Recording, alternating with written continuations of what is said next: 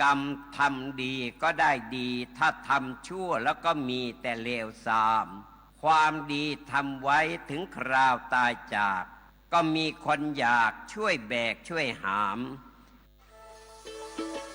ออกไปสัมผัสธรรมชาติป่าสวยน้ำใสไร้มลพิษเตรียมพร้อมกับการเดินทางที่สุขสนุกและใส่ใจสิ่งแวดล้อมคุณทำได้ง่ายๆเพียงพกถุงขยะทิ้งให้ถูกที่แยกขยะก่อนทิ้งเที่ยวสนุกรักสิ่งแวดล้อมแล้วคุณจะพบว่าการเดินทางไม่ได้มีแค่ความสุขแต่ยังเป็นส่วนหนึ่งในการรักโลกของเราอย่างยั่งยืนมาร่วมกันดูแลแหล่งท่องเที่ยวให้สะอาดสวยงามน่าประทับใจกันนะคะการเป็นข้าราชการนั้นสำคัญที่สุดคือต้องมีความสุจริตกล่าวคือต้องทำแต่สิ่งที่ดีที่ถูกต้องพูดแต่สิ่งที่ดีที่เหมาะสมและคิดแต่สิ่งที่ดีที่เป็นธรรมจึงขอให้ข้าราชการทุกคนปลูกฝังอบรมคุณธรรมข้อนี้ให้เจริญงอกงามพระบรมราโชวาทพระบาทสมเด็จพระเจ้าอยู่หัว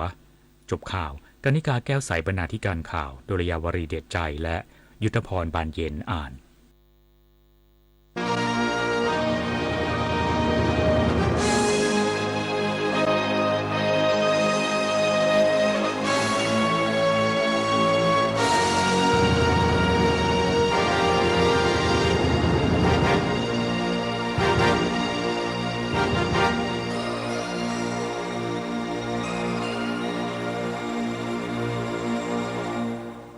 หยาดฝนพรำช่ำใจไทยทั้งชาติดูดดังหยาดน้ำพระทัยอันใหญ่ยิ่งพระแม่คือหลักใจไทยพักพิงอุ่นกล้าวจริงพระบารมีจักรีวงศ์พระยามเหยียบแดนใดคลายวิโยคที่เคยโศกก็สุขได้ดังใจประสงค์ด้วยพระราชหฤทัยมุ่งจำนงราชธรรมรงค์เกษมสันต์ทุกวันคืนพระหัตถ์ทิศทรงพิทักษ์รักงานศิลป์ชุบชีวิตคนยากไร้ให้เริ่มรื่นศิลปชีพทรงสืบสานงานอย่างยืนจนชมชื่นช่วยชี้ชัดวัฒนธรรม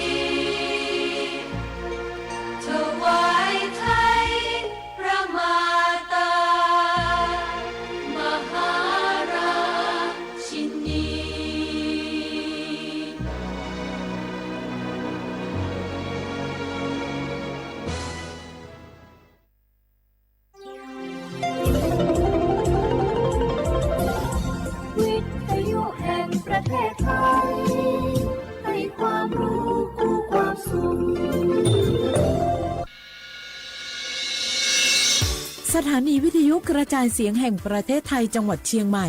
AM 1476 กิโลเฮิรตซ์สถานีวิทยุภาคภาษาชาติพันธุ์แห่งเดียวในประเทศไทยที่มีความทันสมัยเชื่อถือได้สร้างอัตลักษณ์กลุ่มชาติพันธุ์สู่สากล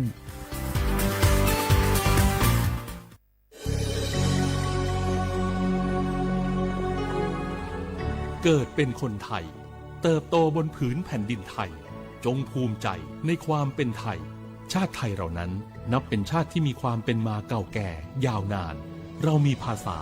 วัฒนธรรมและมีสิ่งต่างๆที่เป็นเอกลักษณ์ให้เราได้ภาคภูมิใจในความเป็นคนไทย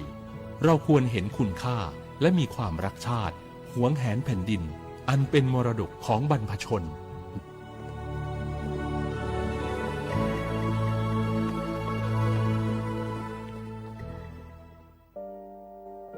งาฮือละหุยาชอเจทอกาไทยมีกือเวจอมออเอโลอาสะและไกเปวิทัปปาตองาฮือนิมาลูจาเวโยงาฮือมีเวอเอโลแลมีจอมอเวอปาโลเกโลมุนอมาโคโลโกอิเปวิโยงาฮือเตกาเลเลกางาฮือมีจอมอเอโลทะหะเวอคโลยอทะคาทากะดอนอเชตุโยงาออโตแลละหุชอเจเวอตาละหุคอเป้าเสมานาคาโบเพวิโย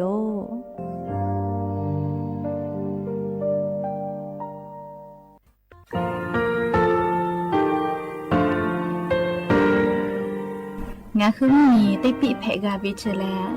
งาคือติกาติฉือแลติเลเพกาวิมาเฮยาค่างาคือชอยาออตุคโลกาติเชวิออโครคาติภาคาชุโยอาชุโยวิโยกาคาเดติเลอติเกกาพุติลาวิทัปปาตองาคือชอยาอาสติกาวิโยงาคือออตุคโลออโครคากาติเชวิอือเวอีเวมาโกติยาเลเลทอกาอายีอือเวคาชเวเพวิโยอลักวงาคือออตุคโลออโครคากาติยายามาเตียลาวิโลโกงาคือชอยาทอกาอาสติมากาวิคาชูงาคือมีติปิเพกาวิเจแลงาคือติมูติสึติเพเลอติกาเลเลอาชุโยเวออวูปุตาเวกันติภาคาเสติเกคาเดกากาติเชวิทัปปาตองาคือมีติปิจกิเพลากาวิโยเชแลงาคือเทโจมโคคางาคือมียาถาตอคปิลาตาเวปุระเวติจุเสนีเสหปามัชหปานิงาติจออกขอทาหัววิทยาลัยวิชาการศึกษาประสามิตรโกเวออคโลจากเกรทาไทโจมคุโฮคางาคือมียาถาปิยาลาตาวิตอคติพายโย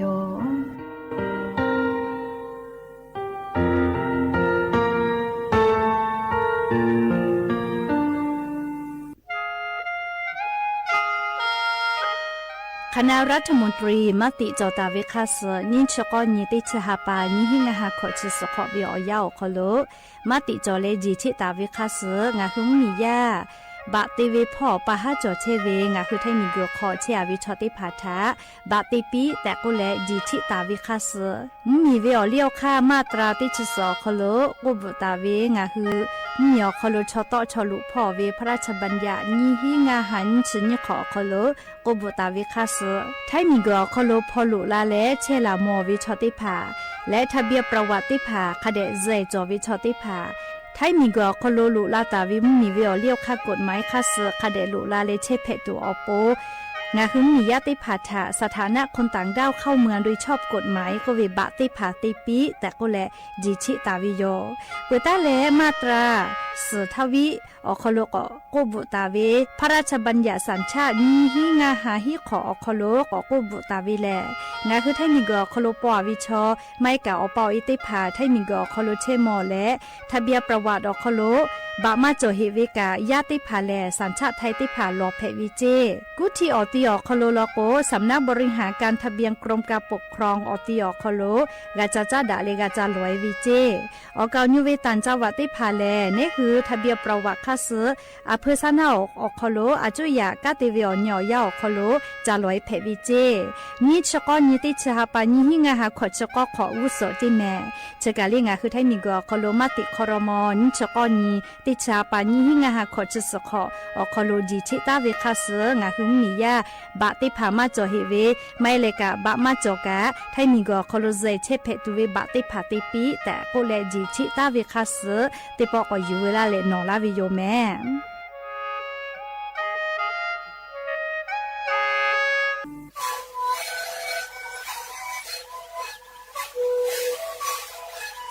ชริกูมันคือยาแก้เชื้อเบียออกเข้าแสดง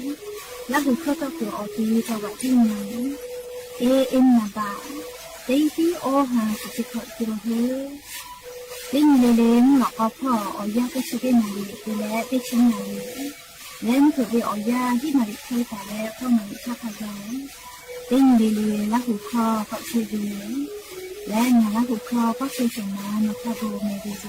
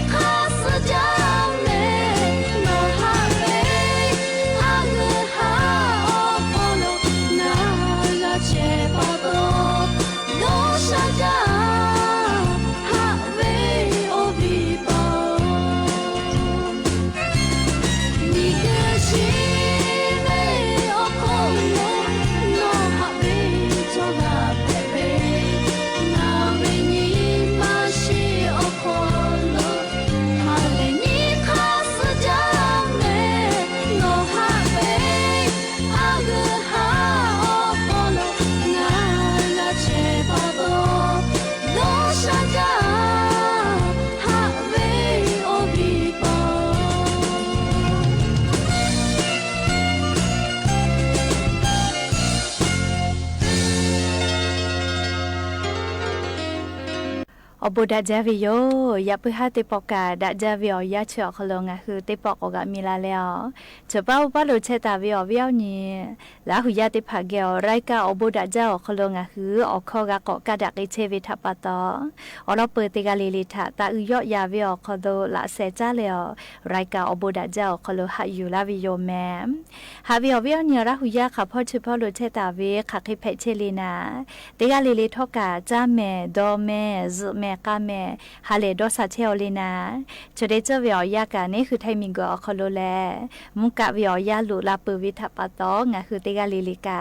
อเจ้ายาคาสเพตอลาเชวิอานาอากอติพัทานี่คือตอดาเลปูวากากิตูจาวิดอวิเชวิจอวิเตเจลิลิพอกาอายีอยู่แลอาชุยอตุยอยากาทักกะเดนหาซาดักอิสิแมและยันยี่เวียวยาแลชดสอคโลสเปอออนี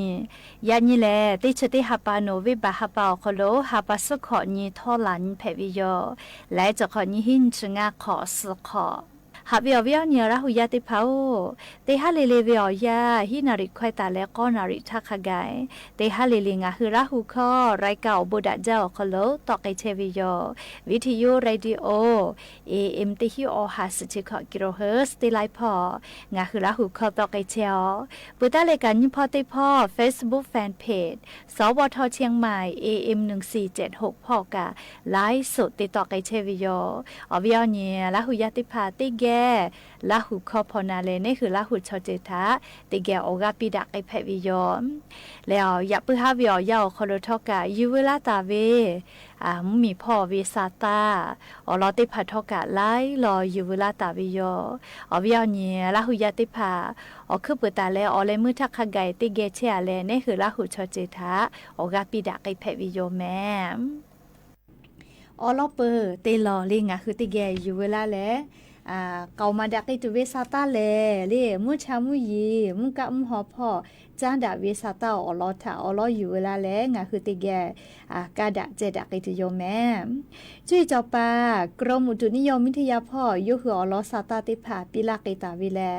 งะคือไทมีกอคโลกากูเฮเลฟาตาโลจิเมลีอเวียเนี่ยละหุยติเผากูเฮเลฟาตาโล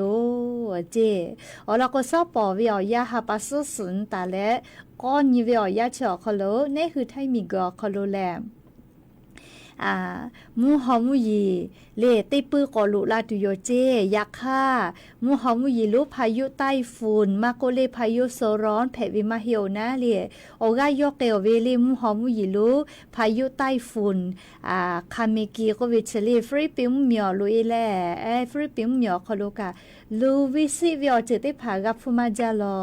มูฮอมูยีลุเชแสแขะแปะเวก็มาอลอเตแขะเชเฮจาวิไต้ฝุ่นแม่เลเปื้อเราก็พายุโซร้อนก็เตียเลกาเรียพายุdepression ก็เวชติแขกกาลากว่ามาจาเจ้าเวติแขนะยาคนนี้คือไทยมีกอโคโลกาลาวิชอเรียพายุ depression ติแขเจติเชลวิเจแค่กว่ามาจาน่าเลี้ยงคือไทยมีกอโคโลกาลาวิแลมุฮอลูมุฮอมุยีลูกให้ตอมาจายักขะกามุยีแลลาไกตุโยเจเลียฮับปัสสุนตาเลก็เนียอลอเปแลเลียมัวไทยมีกือภาคอีสานพ่ออลอเตียแลมุนีตอพ่อไทยมีก็จะติดต่อพ่อเตี้ยแล้วเลยมือเลี้ยงคือไทยมุเหมียวนะติดต่อพ่อลุลาติโยเจเฮก็มุฮอมุยีลูพายุไต้ฝุ่นคาเมกีก็เวชติดีแลฟริปิมเหมียวคลุแผะและไขไกเลก็กว่าลูวิสิเวกับผู้กักขามาจาลอแม่เลียพายุโซร้อนเลียคาเมกีก็เวติดีนาเลฟริปิมเหมียวคลุลุเอเวทัปตอลูวิสิเวกาผู้มาจาวิติปอเพวิโยชกาสมาเจ้าจีแม่เลียยานี้สำนักข่าวต่างประเทศเลียอบอมมีซาตาพ่อปีลาพ่อกาติเปาหมูซาตาปีลาวิแลฟริปิมเหมียวคโลมูฮอมุยิลุพายุไต้ฝุ่นคาเมกีก็เวติดีทัปโตชอเซเวชดิคือเตฮากาเกาจีแม่เลียจาลาอคโลเลียปุโถก็เจ้าก็ผ่าตุนุตุใส่มาเฮเลียชอยัชมามาสเวเลียเตฮากาเซเวจิแม่มูฮอมุยิลุพายุคาเมกีก็เวติดีทัปโตเลียใครแต่ละนิเวติยาทาเลียชดิปอวิอยาฟริปิมเหมียวคโล มุฮัมมุยิลุทัปตอลูวิสิเวกาฟูกาคาวิเลมาจาวิติปอเพวิเจติจุยเวอคโลนะเลคเตเลมุมียาติภากาเยคโลกาพอตอลาวินะเชกุมาจอเวเลออเซกาพะจิแมอวิยเนียลาหุยาติเผาแล้วเลชะดิคือรัฐบาลสิงคโปร์ฟิลิปปินส์มีกาเลียรัฐบาลฟิลิปปินส์มีอคโลตาฮากามียะทากากาโตเชวิเจเลียจึจาจาวิเลจังหวัดเบซูก็เวติต่อพอหมอทอกาเยติภากามุฮอมือชแลเลลูวิสิเวกาพูเวคาบิโยจิแมเลชุดิคือเวียวยาวคโลชอสเวกาจาลาอฮากากาลาวเจลูวิสิเวจากัวลาวิลโกแลเลจากุมาปืเจเลอเวียเนียลาหุยาติภาฮักกาตุอุจาเลฟิลิปปินส์มีอคโลชดิปอมุฮัมมุยิลุคาเมกีก็เวติดีเลพายุไต้ฝุ่นก็เวชอเฮจาเวติดีแพวิทาปาตอชอสชอนาเลลูวิสิเวกาฟิลิปปินส์มีอคโลกับฟูกาคามาจาโลแมและเลจักฮิเจติกามาก็เฮอโลจะขอเป้าบุมาดะเตโยเลจักโกโกนะงาหุมมีอคโลแลเคตตอมาแทแมเลชดิคือเวียยามุฮัมมุยิลุติดีลูกจาจาเวเลพายุโซร้องฟงวองก็เวติดีก็เพเชวิเจเล่จะได้ปอฟริปิมมีอคโลมาฮิเจลอจาพอเพตอลาวิเจเคเตเลอพายุโซร้องเล่เพตอลาวิจะได้ดีแม่เล่ก็เฮจักเล่เล่ซูเปอร์ไต้ฝุ่นก็เวแพะไกตัวเวก็แตะกาวิเจซูเปอร์ไต้ฝุ่นก็เวลีไต้ฝุ่นอะเกก็จาจาเวนะลีซูเปอร์ก็เวก็จาจาเวลีเตะแขก็ไต้เวลีจาจาวิเจอแม่กาเลฟงวองเมวิเจเลอะโลเลจะขอเวียยาเลภัยธรรมชาติก็เวนะมุฮัมมุยิลุกาไลดีแพะตอลาวิทางาคือซาตาอคโลกับฟูกาหมอเชวิโยแม่เลก็จาเลอคักไอตัวเวอฮิเตผานิเวชอฟิลิปปินส์มีเขาตัวก็มาหลุลาให้เจปโถก็ลุยปีกูกามาเพลเลียลูวิสิวิอขัวเตะแขกเปิดเตะแขกกันโยเลยอยากข้ามาลุยเจเลียแค่เตะแล้วก็นิเวชฮาปาซึสนิเวอยาอคโลเลียมุฮัมมุยิลุจะได้ดีมือเซเวเลฮาปาซึหินถ้าเราก็ก่อเฮจาไกตุโยเจแค่เตะแล้วมุฮัมมุยิลุจะได้ดีเลียไกวิอค่าเลียคาเดเจมาไกฮิจิแม่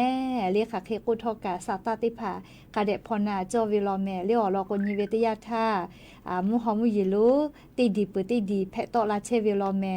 เลียวิอนีลาหุยาติภาเดชดิคือวิอยาแลซาตาคาเดกาพอหายูวิโยลีลูวิสิวิอเจติภากาลาวิตยาธานี่คือชมามากาลูไกสิไกแลกูให้กูฝาตาตัวอโปนาเลเฮกว่านิเวตยาทางคือไทมีกอคโลกาอีกะหล่อรู้แม่น้ำเลียเจ้าพระยาพ่อกะลูอีกะรู้อย่าลาวิอนาพ่อมุยิลาจาเลอีกะรู้อย่าเลอีกะหล่อรู้แม่น้ำเจ้าพระยาเกียวติปอดาลาวิทาปาตอชุดิคือเลียอีกะกะเพตอวิเจอีกะตอกุลุเขื่อนเจ้าพระยาคโลกาเลียเพตอวิทาปาตออจังหวัดเลียอีกาตอกุลุเขื่อนเจ้าพญาเพตออาลาวิลโกอีกาทุเวทากับพวกไอตุเวเลมาวิเลไทมีกอก็จะติดต่อพ่อวิโยเลอโลจะขอวิอยากาจาวิติปอเพวิโยเลขกว่าวิอเนี่ยละหุยาติภาทอเลติกาเลกานาเลจะได้เจอวิอยาคโลแลซาตาติภากะคเดพอนะเลคเตเลอเมฮาวิอยากาเลลอยกะโทญิฮาติฮาเมเลงะคือไทมีกอคโลและลียาปึฮาฮาปัสขอญิแล้วเลมุติฮาโยเลลอยกะโทลูโกเวเลกะทงใหญ่ก็วิยาปึฮากะทงติภาหลายหมู่เลอตาติแลแต่อีดาวิติภาจอวิแม่ลิงะคือจ้าว่าจิมายอคโลแลเลเซนาลิควายขอนอลอโกแลเลชอเลสภานาวรัตปตุทัพให้พ่อไกวิยะกอฮูวิเจเลชดาปตออขอกะติเชวิชอติภานีนาเลพาละโกแลกะติโกกะตออิตุลอแม่ลิยะนิเวียยามาให้ลอโกแล เผื่อตาเคยแม่ก็โกยมาเก่าเลี้ยวแล้วก็ชูอยากก็ยิมิหูเวอ๋อแล้วก็เรียสพานวรักขขบวนที่ผ่าตั้งตุโยเจแต่อีดาวินะอยากก็จูแล้วโอ้ประตูท่าแผ่ลุยเวเลียเฮก็อยากเพื่อหาวิออยางาคือจังหวัดจิมายอคโลกาเลียกะโทแต่อีดาเวไลขบวนจวิทัปตอเลียหมดทกาติภากะคาจาตุโยเลียคูเมือติต่อพ่อประตูท่าแผ่สพานวรักพ่อเลจอกไอแม่กะลูกพ่อกะอยากก็จอกไอเลียวแล้วก็กะโทไปจวิทัปตอลิชอมาจาและเลียงาคือไทมีกอคโลกานิเวตยาทาเลชุมมีทอกาจากุลาวิกามาจาลิงาหุมียากาฮืจาวิโยชะละชะราปะโตเลียววิอเนี่ยละหุยาติผาทอกาจีไหมวิอคอเชอวิชอติผาโลโกเลกะโทปอยมากุกาวิโลโกนาเลตินะไซเลกะต่อยเวย้ายหลีฮิจอยแยยุพราชมาโกเลวัฒโนพ่อจัวคุเมื่อพ่อเชอวิหลีฮิจอยแยแลเส้นนาลีควายก็หูวิเจเลยแค่ก็ปล่อยติผากายาห้าวขอละก็แลเลยงายาเราก็ลีฮิจอยยุพระพ่อฮิเชเวทัปตอนะเลยสละคูไลกลุ่มคโลกาลิกาลาโอเลยเส้นนาลีแค่ก็กาวควายตุเวลอเลยเราก็ชูกะทงปล่อยรู้เลยขบวนจอวิทัปตอโตลามากาลาวินะเลยแค่ก็ยับพึ่งห้าวเลยมือตีห้าแพวิโยเลยงาคือจิไม่อคโลกาโทปล่อยรู้ติกาแล้วก็ยับพึ่งห้าเลยยามีห้าแต่ดาวิติภากะจอตุโยเจเลชกาอยู่เวลาแล้ววิอเนี่ยละหุยาติภาทะทูลาวิโยเฮกว่าเมหาวิอยากะโปทุชอคือจาจีนะปีกุปเปาสาลือเลกาเลียกะลูติตอพ่อก็ปทุชอปีก็นี่ขยโยเจอะโลจะขอเปากะชอมาจาลอเรียกเตเลปตุท่าแพคูเมืองพ่อกะลูชอมาวิก็ปีก็นี่ขยโยเจแม่เรียจะขอเปาวิอเนี่ยละหุยาติภาเฮกชอกะฮือเวทัปตอโมโหปากะโมโหกามาตุโยเลกุตุปาลอกกับฟูกาเยตุโยนะเลโครงการคนละครึ่ง plus ฟูติภากะขัดใจกาเยกตุโยเลแค่ก็จะขอเป้ากากะโทติฮอสเวสายไล่กาโลกกาลีโครงการคนละครึ่งพระสอคโลปอวิทัปตอนะโมกะโฮกามาวิเจกะโทกะโฮกามาวิเจวูจ้าปาติภากาลีวูจ้ากาวินะวูเยกาวิเลวูวิพอกาซาจอลาวินะแล้วก็ในคือเป้าติกือต่อแล้วรัฐบาลกาติกือก็ต่อลาวิทัปตอโมวูวิพอกาอกาซาจอลาวิโยวิญญาณหุยาติภาจะได้คือเลงคือไทมีกอคโลแลนิมาลูเวดอหากะหาวิออยาเพวินาเลียกกองคือมีอคลงคือมียาจะสุจาบูชิมปอยเตเวมาโกปอยติผาจอวิกะนะเลียนี่แลคือดาวิอคโลสอติเพวิโยยกองคือลาหูเวอาปูเวกาติผาลอกวมายอมายาเวเวกามาหิแม่เลีลาหูชอเจเวอาปูเวกาแลลียอยอยายาเวเวกาเพวิโยเจราปตอลาหูเวเวกาติผาแลเวไกเพวิโยเลียกกองคือลาหูยาคโลกานากาดะตัวปูนาเลติแผมาติแผเวเลงคือไทจอมคัวคาติชกาติกาเลโอเอนะสมเด็จพระพันปีหลวงก็เวียอาสาแลกไอเวียญอยาแผวิทัปตองาคือไทมิงกอคโลกายอยอยายาเวียคโลเลนิมาลูเวียยาคโลติเกนิมาตาเลนิมาลูเวียคโลเลงาคือคาคิเจติจอเวคาคิมาติจอเวอลอติภากาอยู่เวลาเลอเวียญละหุยาติภัทะกอมาลาวิโยแม่จาเลกาเลโครงการคนละครึ่งพระสอคโลกาชริคือเตลาก็เซกาจอลเจเลียสิทธิ์โครงการคนละครึ่งพระสกาเลมาเยเวเลียกก็ติชติฮาปาติชตินิวสอกาเยวิแม่มาเยเวลก็ชูยูขอวิแม่เลียอวิอเนี่ยละหุยาติภาโครงการคนละครึ่งพระสเลียนิชลากาวิอคโลกาวิชติภาตาลือปีแม่เลติชตินีติชติฮาปาวุสอคโลอลอติปอมาเยวิลโกชูยูขอวิเจใครแต่แล้วเลโครงการคนละครึ่งพลัสกาเลแน่ขอเป่าเตหาปาจันวรีหาปาวิอยาวคโลนิปุติปุกะก็พอตุโยเจอลก็ชติปอคโลงะหึมมียากะกือกาโจเลมากาวิติมูนาเลลงทะเบียนมาใต้เวทัปตอมากาเจียเวติภากะจอมาเวทัปตอมากาหิเวติมูทะติปอก็พอปิตุโยเจแน่ขอเป่าเตหาปาจันวรีหาปาคิทาจิแม่เลใครแต่ละบาสวัสดิการแห่งรักกะคาชิโยเจแน่ขอเป่าเตหาปาจันวรีหาปาไทยและก็พอแล้วสอแม่ก็วะตุโยจิแม่เลขแต่ละเมหาวิอยากะลิงะฮึจิไม่วิอคโลลอยกะโทปอยฮือจาวิทัปตอเลโวแต่ตูมี ปุจูเวติผาตู้แลเล่อบอมมีชอกากะเชวิชิเอไกแลเล่กากะเกตูเวติแขวนะคือเสเวทัปตอเล่คูเมือคอกากะลุยเฮวิเจชุกอกาเปแลตอลาเกานะเล่ไคเตแลเล่ยะญีเวียวยาวคโลกาซาตาติมากอโมเวียปุโทเล่อเวียเนี่ยละหุยาติเผากากะเลยมีไฟฟ้าเจทีวีเจกะเตเลเซเจปายวิเจเล่เซเจปายวิเจอยากชอมันน่ะชกะมาสเจเล่อยากกะมีไฟฟ้าเจเซเจปายวิเจแม่เล่อยากซ้อมทีละปอกน่ะเล่คิดท่าเจก็มาเล่ตาญูช้างเผือกพ่อวิกะไกเลจันนิเวเจเล่อลก็มียาตากาลาวิเจแม่เล่จั่วกายากอถนนเวียงบัวเล่ตำบลช้างเผือกอำเภอเมืองจี้ใหม่วิอคโลกาติแคเจก็มาเล่มีไฟฟ้าเจทีวีเจคเตแล้วเซเจปายวิเจมีไฟฟ้าเจเรียกะปากยาเนลอสังกับเพชอเจยาคามานาเจเรียมีไฟฟ้าเจเซเจปายวิเจอบูดาเรียชอมัสมานาวิทาปตอยาคามีไฟฟ้าเจติเจวิอเซวิเมเรียเฮก็ยอตุคโลจะได้พักแต่อันนี้วิจิเล่จะบุมาบุวิธีพักแต่อันนี้วิจิแม่เล่อยากค่ะแต่วิมาต่อลาหิวิจิเล่ค่ะแค่ก็ทอกกันเล่รอแต่เวลมามเราก็ต่อลาติอยู่นะอยากค่ะมีไฟฟ้าเจกะเซเจไปแล้วเล่ชอตุกมาสมานาเราอยากค่ะกาตุกไปเวอยากค่ะกากะปาชอมาสมานาเจเล่อบุดาเฮเล่มอจีเตพาชอสุเกกุกะโกกะจางาวลิยาค่าชอยาวิอาสะเลวขอมากาวิทัปตอชอติชมาเพวิชอดาฮิวิโยลิชกะยานิมละก็วิอยาวคโลอยู่เวลาตาวิสาตอลอติผาเพวิโยเกกงาคือไทมิงคืออนาติตอพอโลกะกูเฮเลฟาแม่เลีซอปอฮาปัสสนีฮีนีกอนีเลงาคือไทมมีอนาติตอพอฮีนีกอนีติชนีกาลานามาเสเล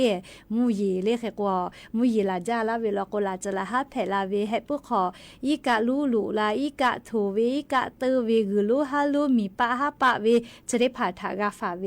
เลชกายานิมหลอกก็วิอยาวคโลงะคือมาพะดักเหตาเรียสติเปียลาเวตอคอติพายอเฮกว่าจะได้เจอหมอทอกากะเวกะตากะเกปีวุปวิอจะได้ผ่า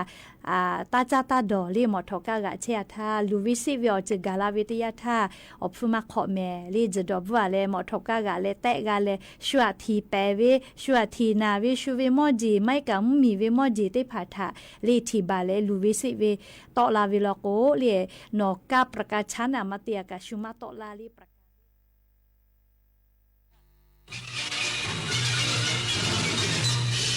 สถานีวิทยุกระจายเสียงแห่งประเทศไทยและเครือข่ายทั่วประเทศเสนอข่าวต้นชั่วโมงรู้เร็วรู้จริงเกาะติดทุกสถานการณ์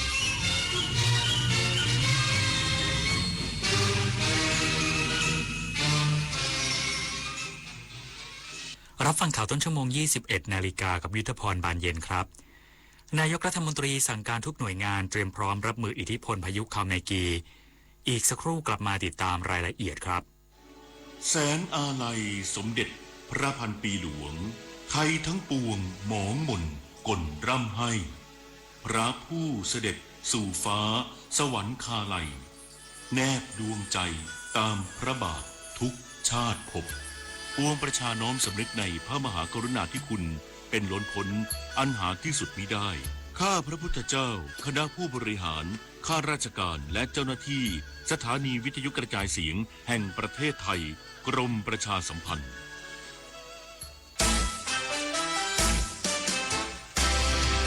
ได้เวลาช็อปได้เวลาเปย์คนละครึ่ง plus นโยบายรัฐหนุนการจับจ่ายเพื่อคนไทยทุกคนง่ายสะดวกรวดเร็วใช้สิทธิ์ผ่าน G-Wallet แอปเป๋าตังค์เท่านั้นเริ่มช็อปได้ตั้งแต่29ตุลาคมถึง31ธันวาคม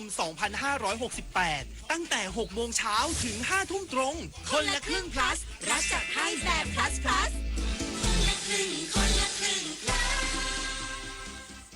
เมื่อไหร่ เราก้าวทันเราต้องรักษาพัฒนาและส่งเสริมผลประโยชน์เพื่อความก้าวหน้าสู่ยุทธศาสตร์ที่สำคัญเราพร้อมผลักดันกิจกรรมเชิงรุกที่สร้างสรรค์ในทุกมิติรวมทั้งสร้างสรรค์ความเข้มแข็งในภูมิภาคที่มีอาเซียนเป็นศูนย์กลางเราสนับสนุนการส่งเสริมและเชื่อมโยงในเวทีเจรจาการค้าการลงทุนเรารักษาสันติภาพเสถียรภาพความมั่นคงและความมั่งคั่งประชาคมอาเซียนประชาชนเป็นศูนย์กลางเราไม่ทิ้งใครไว้ข้างหลังป่ารักน้ำหนึ่งในโครงการอันเนื่องมาจากพระราชดำริของสมเด็จพระนางเจ้าสิริกิติ์พระบรมราชินีนาถพระบรมราชชนนีพันปีหลวงที่ก่อให้เกิดประโยชน์สุขแก่ราษฎรในการฟื้นฟูป่าที่เสื่อมโทรมให้เป็นบริเวณต้นน้ำลำธารอนุรักษ์ปลูกฝังให้คนรักและหวงแหนป่าไม้ช่วยให้ราษฎรที่ขาดแคลนที่ดินทำกินได้มีที่อยู่เป็นหลักแหล่งมีอาชีพและยับยั้งการตัดไม้ทำลายป่านายกรัฐมนตรีสั่งการทุกหน่วยงานเตรียมพร้อมรับมืออิทธิพลพายุคาเมกีพร้อมให้ช่วยเหลือประชาชนอย่างเต็มที่นางสาวอัยรินพันฤทธิ์เปิดเผยว่าจากสถานการณ์พายุไต้ฝุ่นคาเมกีซึ่งคาดว่าจะเคลื่อนขึ้นฝั่งประเทศเวียดนามก่อนอ่อนกำลังลงเป็นพายุโซนร้อนและพายุดีเพรสชันเคลื่อนผ่านประเทศลาวเข้าสู่จังหวัดอุบลราชธานีวันพรุ่งนี้อาจส่งผลให้เกิดสถานการณ์น้ำท่วมฉับพลันน้ำป่าไหลหลากน้ำล้นตลิ่งน้ำท่วมขังและคลื่นลมแรงตั้งแต่วันพรุ่งนี้ถึงวันที่ 9 พฤศจิกายนนี้นายกรัฐมนตรีสั่งการทุกหน่วยงานเตรียมพร้อมรับมือสถานการณ์เน้นให้การช่วยเหลือเรื่องความปลอดภัยของประชาชนพร้อมกำชับให้จัดทีมปฏิบัติการและเครื่องจักรกลสาธารณภัยเข้าประจำพื้นที่เสี่ยงเพื่อเข้าเผชิญเหตุและช่วยเหลือผู้ประสบภัยทันทีโดยเฉพาะพื้นที่จุดเสี่ยงที่เคยเกิดน้ำท่วมบ่อยครั้งและพื้นที่ที่ยังมีสถานการณ์น้ำท่วมอยู่ให้เร่งระบายน้ำออกจากพื้นที่อย่างเต็มกำลังเพื่อลดผลกระทบจากเหตุอุทกภัยรวมถึงแจ้งเตือนประชาชนในพื้นที่เสี่ยงภัยทราบล่วงหน้าและประชาสัมพันธ์ให้ปฏิบัติตามประกาศแจ้งเตือนภัยจากทางราชการอย่างเคร่งครัดผู้ว่าราชการกรุงเทพมหานครสั่งเฝ้าระวังสถานการณ์น้ำอย่างใกล้ชิดเน้นการวางกระสอบทรายและป้องกันจุดอ่อนแอชุมชนนอกคันกั้นน้ำ นายชาติชาติสิทธิพันธ์ผู้ว่าราชการกรุงเทพมหานครเปิดเผยว่าช่วงสัปดาห์หน้ายังต้องเฝ้าระวังสถานการณ์น้ำในพื้นที่กรุงเทพมหานครเนื่องจากยังต้องเผชิญกับน้ำทะเลหนุนประกอบกับอิทธิพลของพายุคันมากีที่อาจทำให้เกิดสตอร์มเซิร์ชส่งผลให้น้ำในทะเลจีนใต้และอ่าวไทยสูงขึ้นทำให้ระดับน้ำในแม่น้ำเจ้าพระยายกตัวสูงขึ้นประกอบกับมีน้ำเหนือจากการปรับเพิ่มการระบายน้ำเหนือเขื่อนเจ้าพระยาที่ 2,700 ลูกบาศก์เมตรต่อวินาทีซึ่งสูงที่สุดในปีนี้ขณะเดียวกันอิทธิพลของฝนในระยะนี้จากร่องมรสุมพาดผ่านกรุงเทพช่วง2 วันที่ผ่านมาทำให้เกิดฝนตกหนักดังนั้นหากเจอน้ำทะเลหนุนน้ำเหนือน้ำฝนมาบรรจบพร้อมกันอาจส่งผลกระทบเป็นวงกว้างสั่งการให้ทุกสำนักงานเขตและสำนักงานระบายน้ำเน้นเรื่องความแข็งแรงของกระสอบทรายรวมถึงดูแลชุมชนที่อยู่นอกคันกั้นน้ำเช่นชุมชนโรงสีชุมชนวัดเทวราชกุญชรที่อาจมีน้ำรั่วซึมเข้ามาได้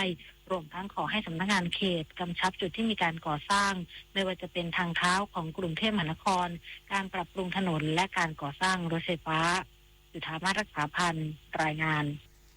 รักษาการในตำแหน่งผู้ว่าราชการจังหวัดอ่างทองสั่งการ4อำเภอริมแม่น้ำเสริมความแข็งแรงแนวคันกั้นน้ำหลังกรมชลประทานรายงานระดับน้ำจะเพิ่มสูงอีก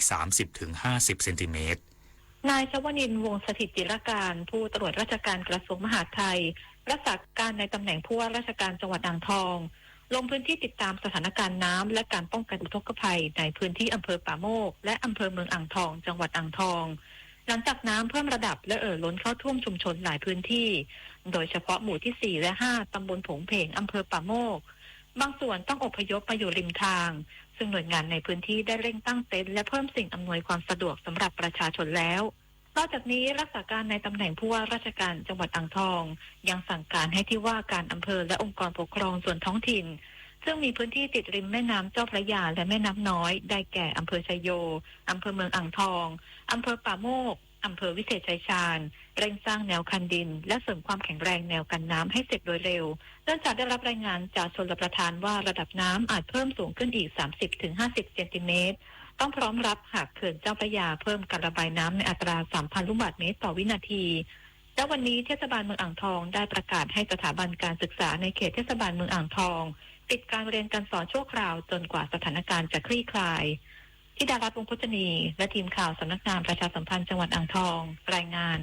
จบข่าวยุทธพรบานเย็นอ่านรับฟังข่าวครั้งต่อไปเวลา 22 นาฬิกาครับติดตามข่าวที่นำเสนอไปแล้วได้ที่ www.thainews.prd.go.th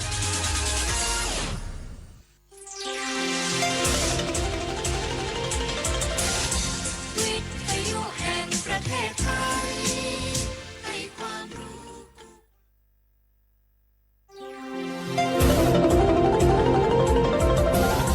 วิทยุแห่งประเทศไทยให้ความรู้คู่ความสุข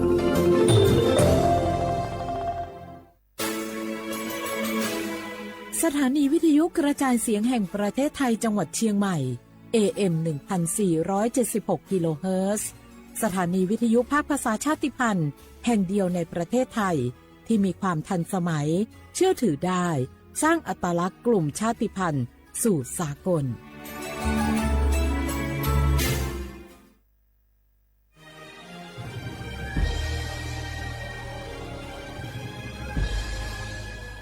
เกิดเป็นคนไทยเติบโตบนผืนแผ่นดินไทยจงภูมิใจในความเป็นไทย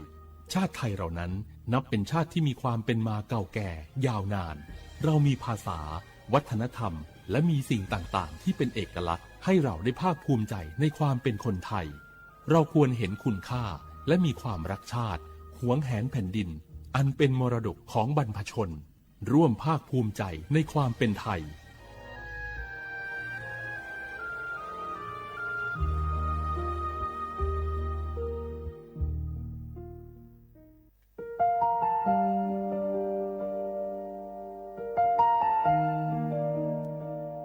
ขอน้อมเกล้าถวายอาลัยสมเด็จพระพันปีหลวงพระแม่แห่งแผ่นดินผู้ทรงเมตตาเหนือเกล้าขอพระองค์เสด็จสู่สวรรคาลัยข้าพระพุทธเจ้าข้าราชการและเจ้าหน้าที่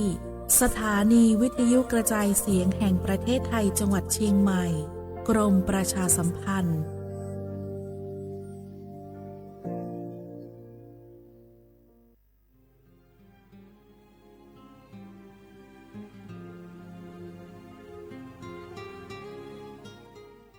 This is a moment of profound grief for the Kingdom of Thailand. The collective voices of Radio Thailand Chiang Mai join the Thai nation in mourning the passing of our beloved Queen Martha, Her Majesty Queen Sirikit. Her life was a testament to the unwavering service, grace, and deep love for the Thai people. Our humble condolences and thoughts are with His Majesty the King, the royal family, and all the Thai people during this deeply sorrowful time. We will remember her forever.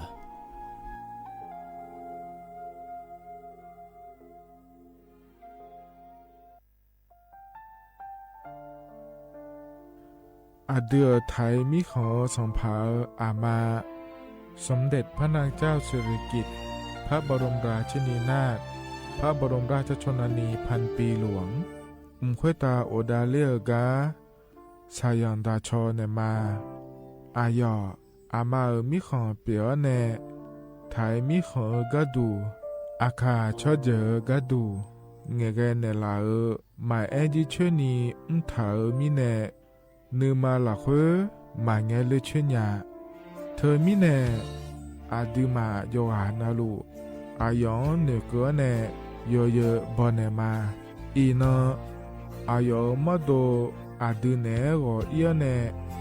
ควยตาโอดาเลมิเนนืมาเนสาวเนวอจอจอยเรญาอาดิมาโยหานาลูอายองนืมาละเควโยจอนาลูเนเกเนโยเยบอชอเนมางามาอาเขาชดเจอโยกานาลู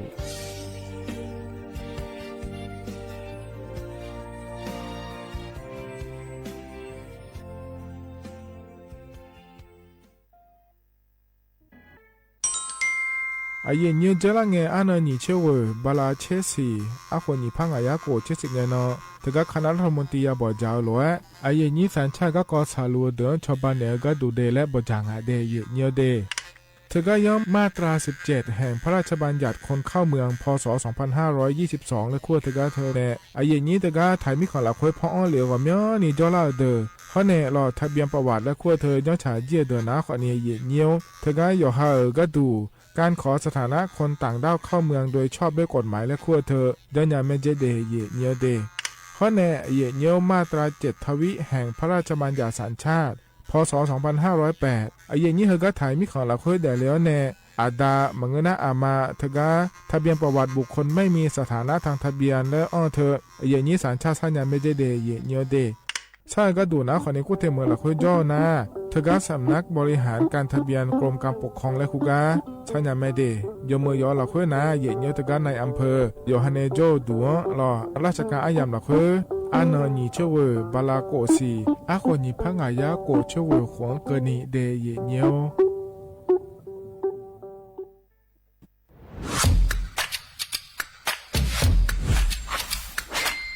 กลับมาแล้ววันนี้กับโครงการคนละครึ่ง plus รัฐออกครึ่งประชาชนออกครึ่งช่วยเศรษฐกิจไทยหมุนเวียนเติบโตถ้าเราช่วยกัน plus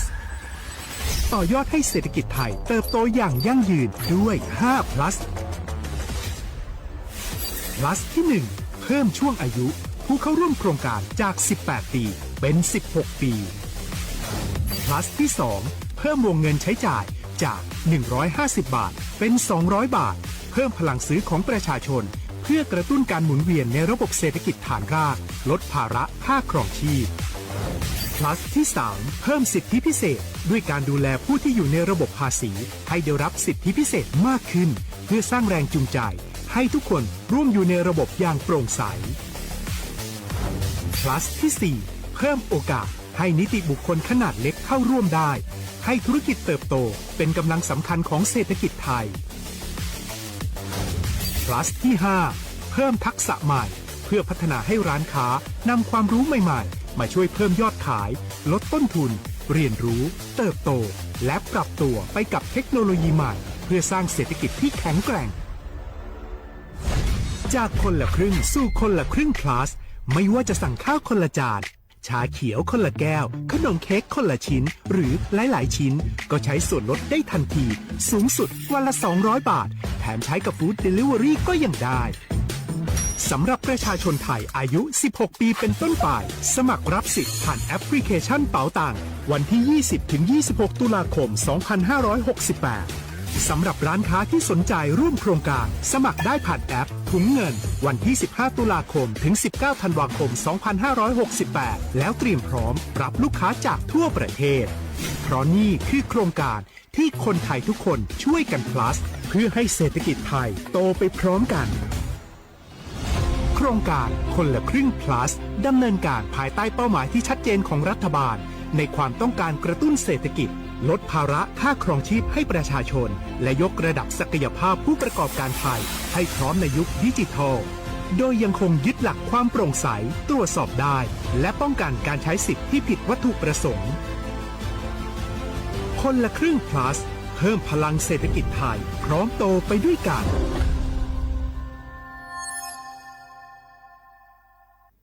ข้าชอชอแม่นูแม่นูแม่นู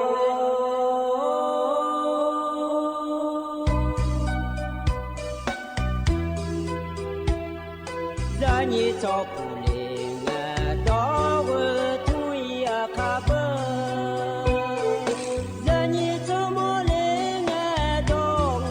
ชอยอาคาเบชอบพามาสิจอชาโล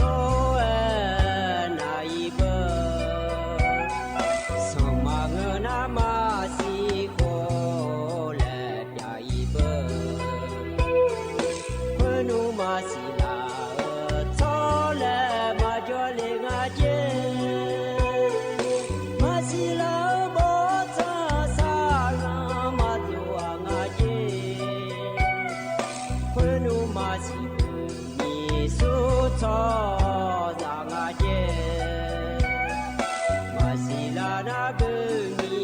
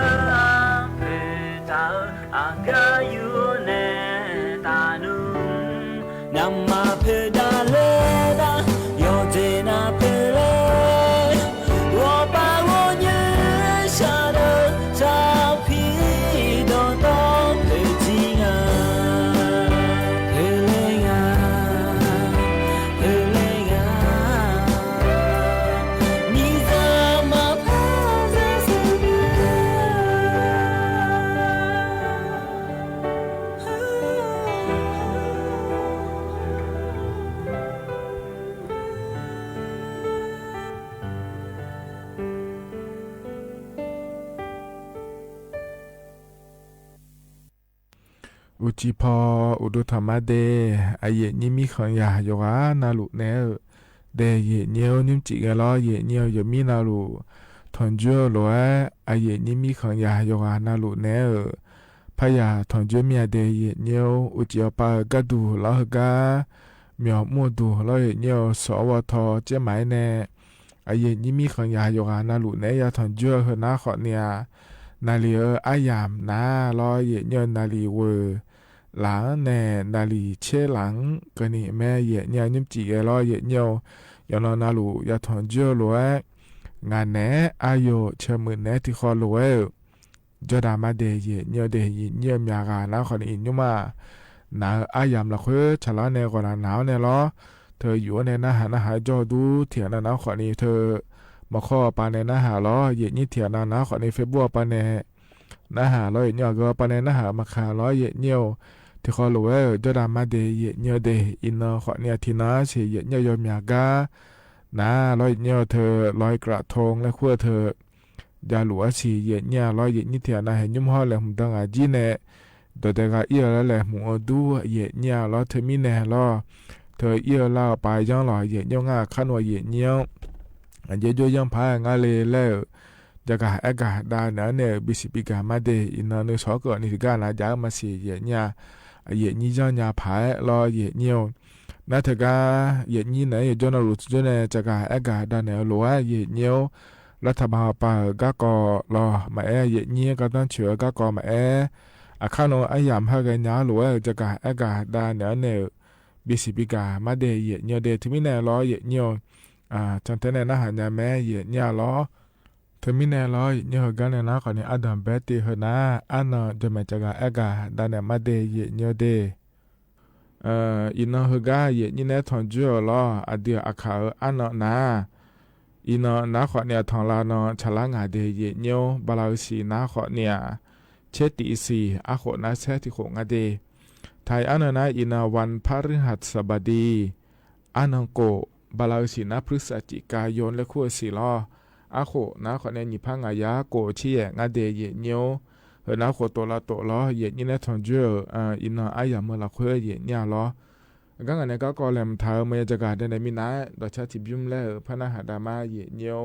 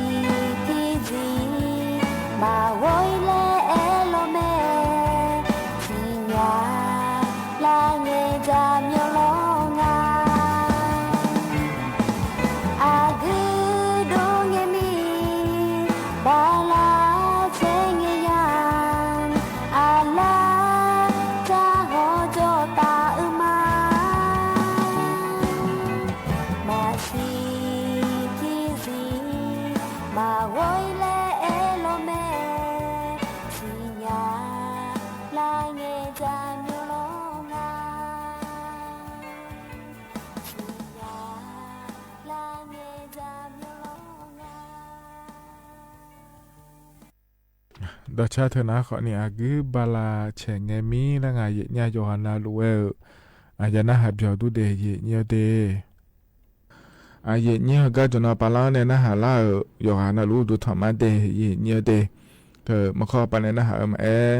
เฟซบุ๊กปานเนี่ยนะหาแล้วเลยเยนี้เราก็เลยมาโยฮานาลูกดไลค์กดแชร์เนี่ยละรอเยเนียสติ๊กเกอร์บีอันเนี่ยละ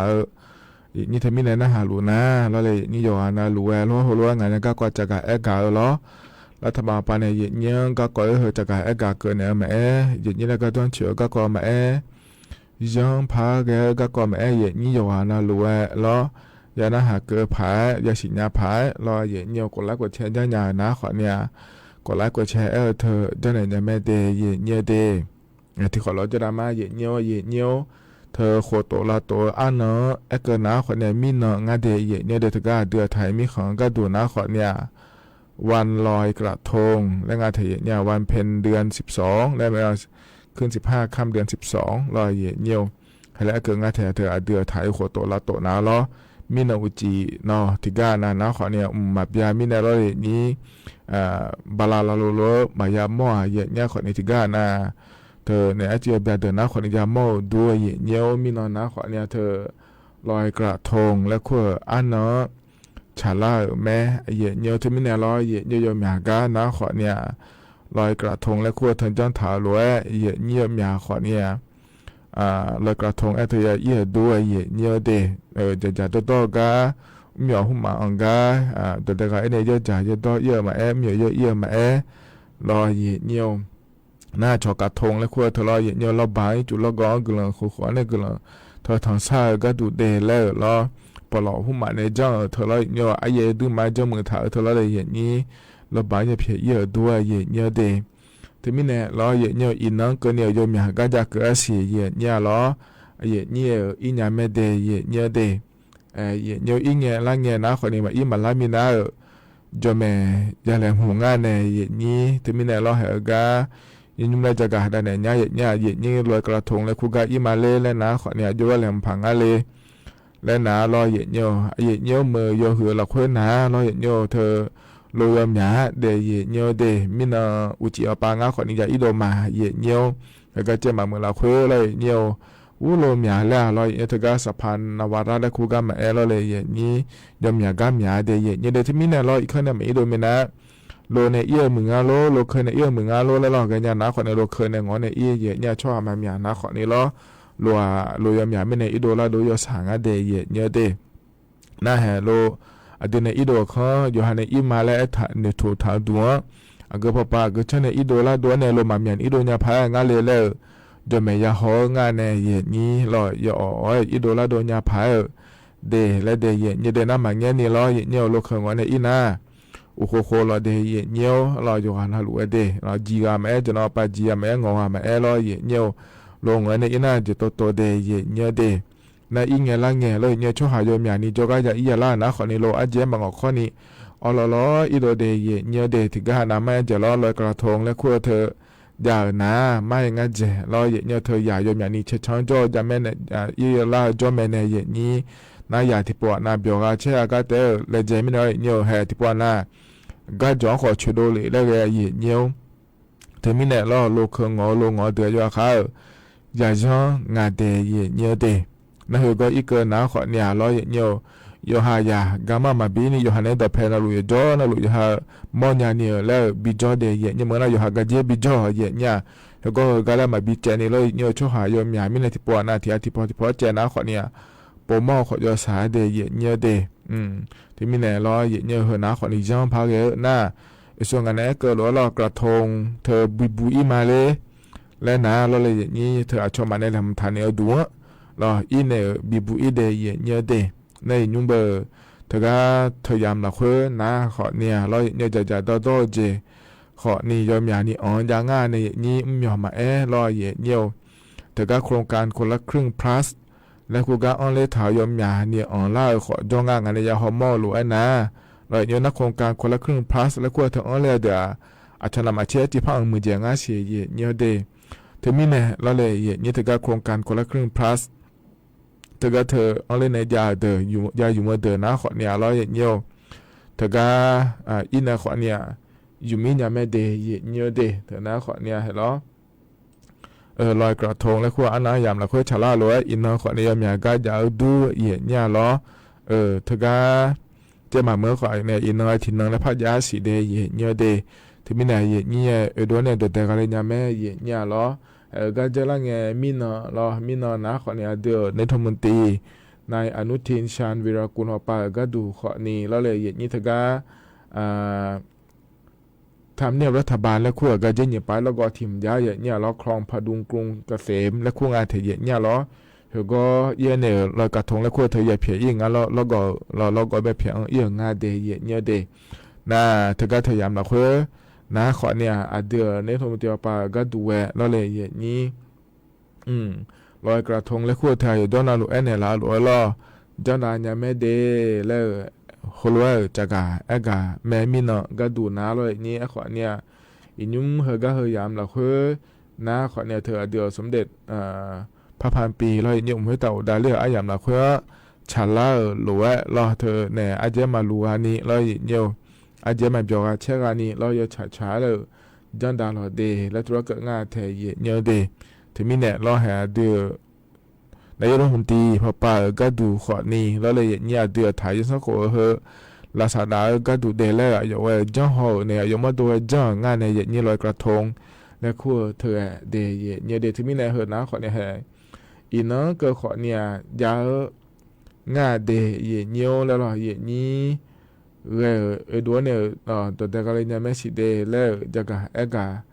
ดาเนี่ยบิสิบิกาเลยเดย์เนี่ยเดย์อันนั้นใจที่ก็ดูนะเนี่ยยุ่มเฮก็เฮยามละคนนะลอยเนี่ยรัฐบาลป่าก็เดเธอเนี่ยมีน้องงาเทเนี่ยเราเธอก็เดือนเนี่ยเดียวป่าก็ดูนะขอนี้ก็หอจะได้ในนาฬินีละเธอก็เธอยามละคนลอยเนี่ยอยู่มาดูนะขอนี้ยุ่มซ่องเกือเนี่ยเราเลยเนี่ยเธอก็ดันโนลอยเนี่ยอาเซียมีของป่าเนี่ยเช่นมีของเธอข้อแน่ลอยเนี่ยผู้บริหารสำนักงานเลขาธิการองค์การตำรวจอาเซียนและคู่งานเทเนี่ยเธอก็รัฐบาลพอป่าก็ดูเกือเนี่ยลอยเนี่ยเดือไทยมีขอยุ่งซ่องเกือเนี่ยเดือในหัวตีเนี่ยหากง่ายเนี่ยก็ต้อนรับและคู่งานเราเนี่ยนี่เราหากง่ายเดย์เนี่ยเดย์นะเดือนนี้หมดเดียวป่าก็ดูนะขอเนี่ย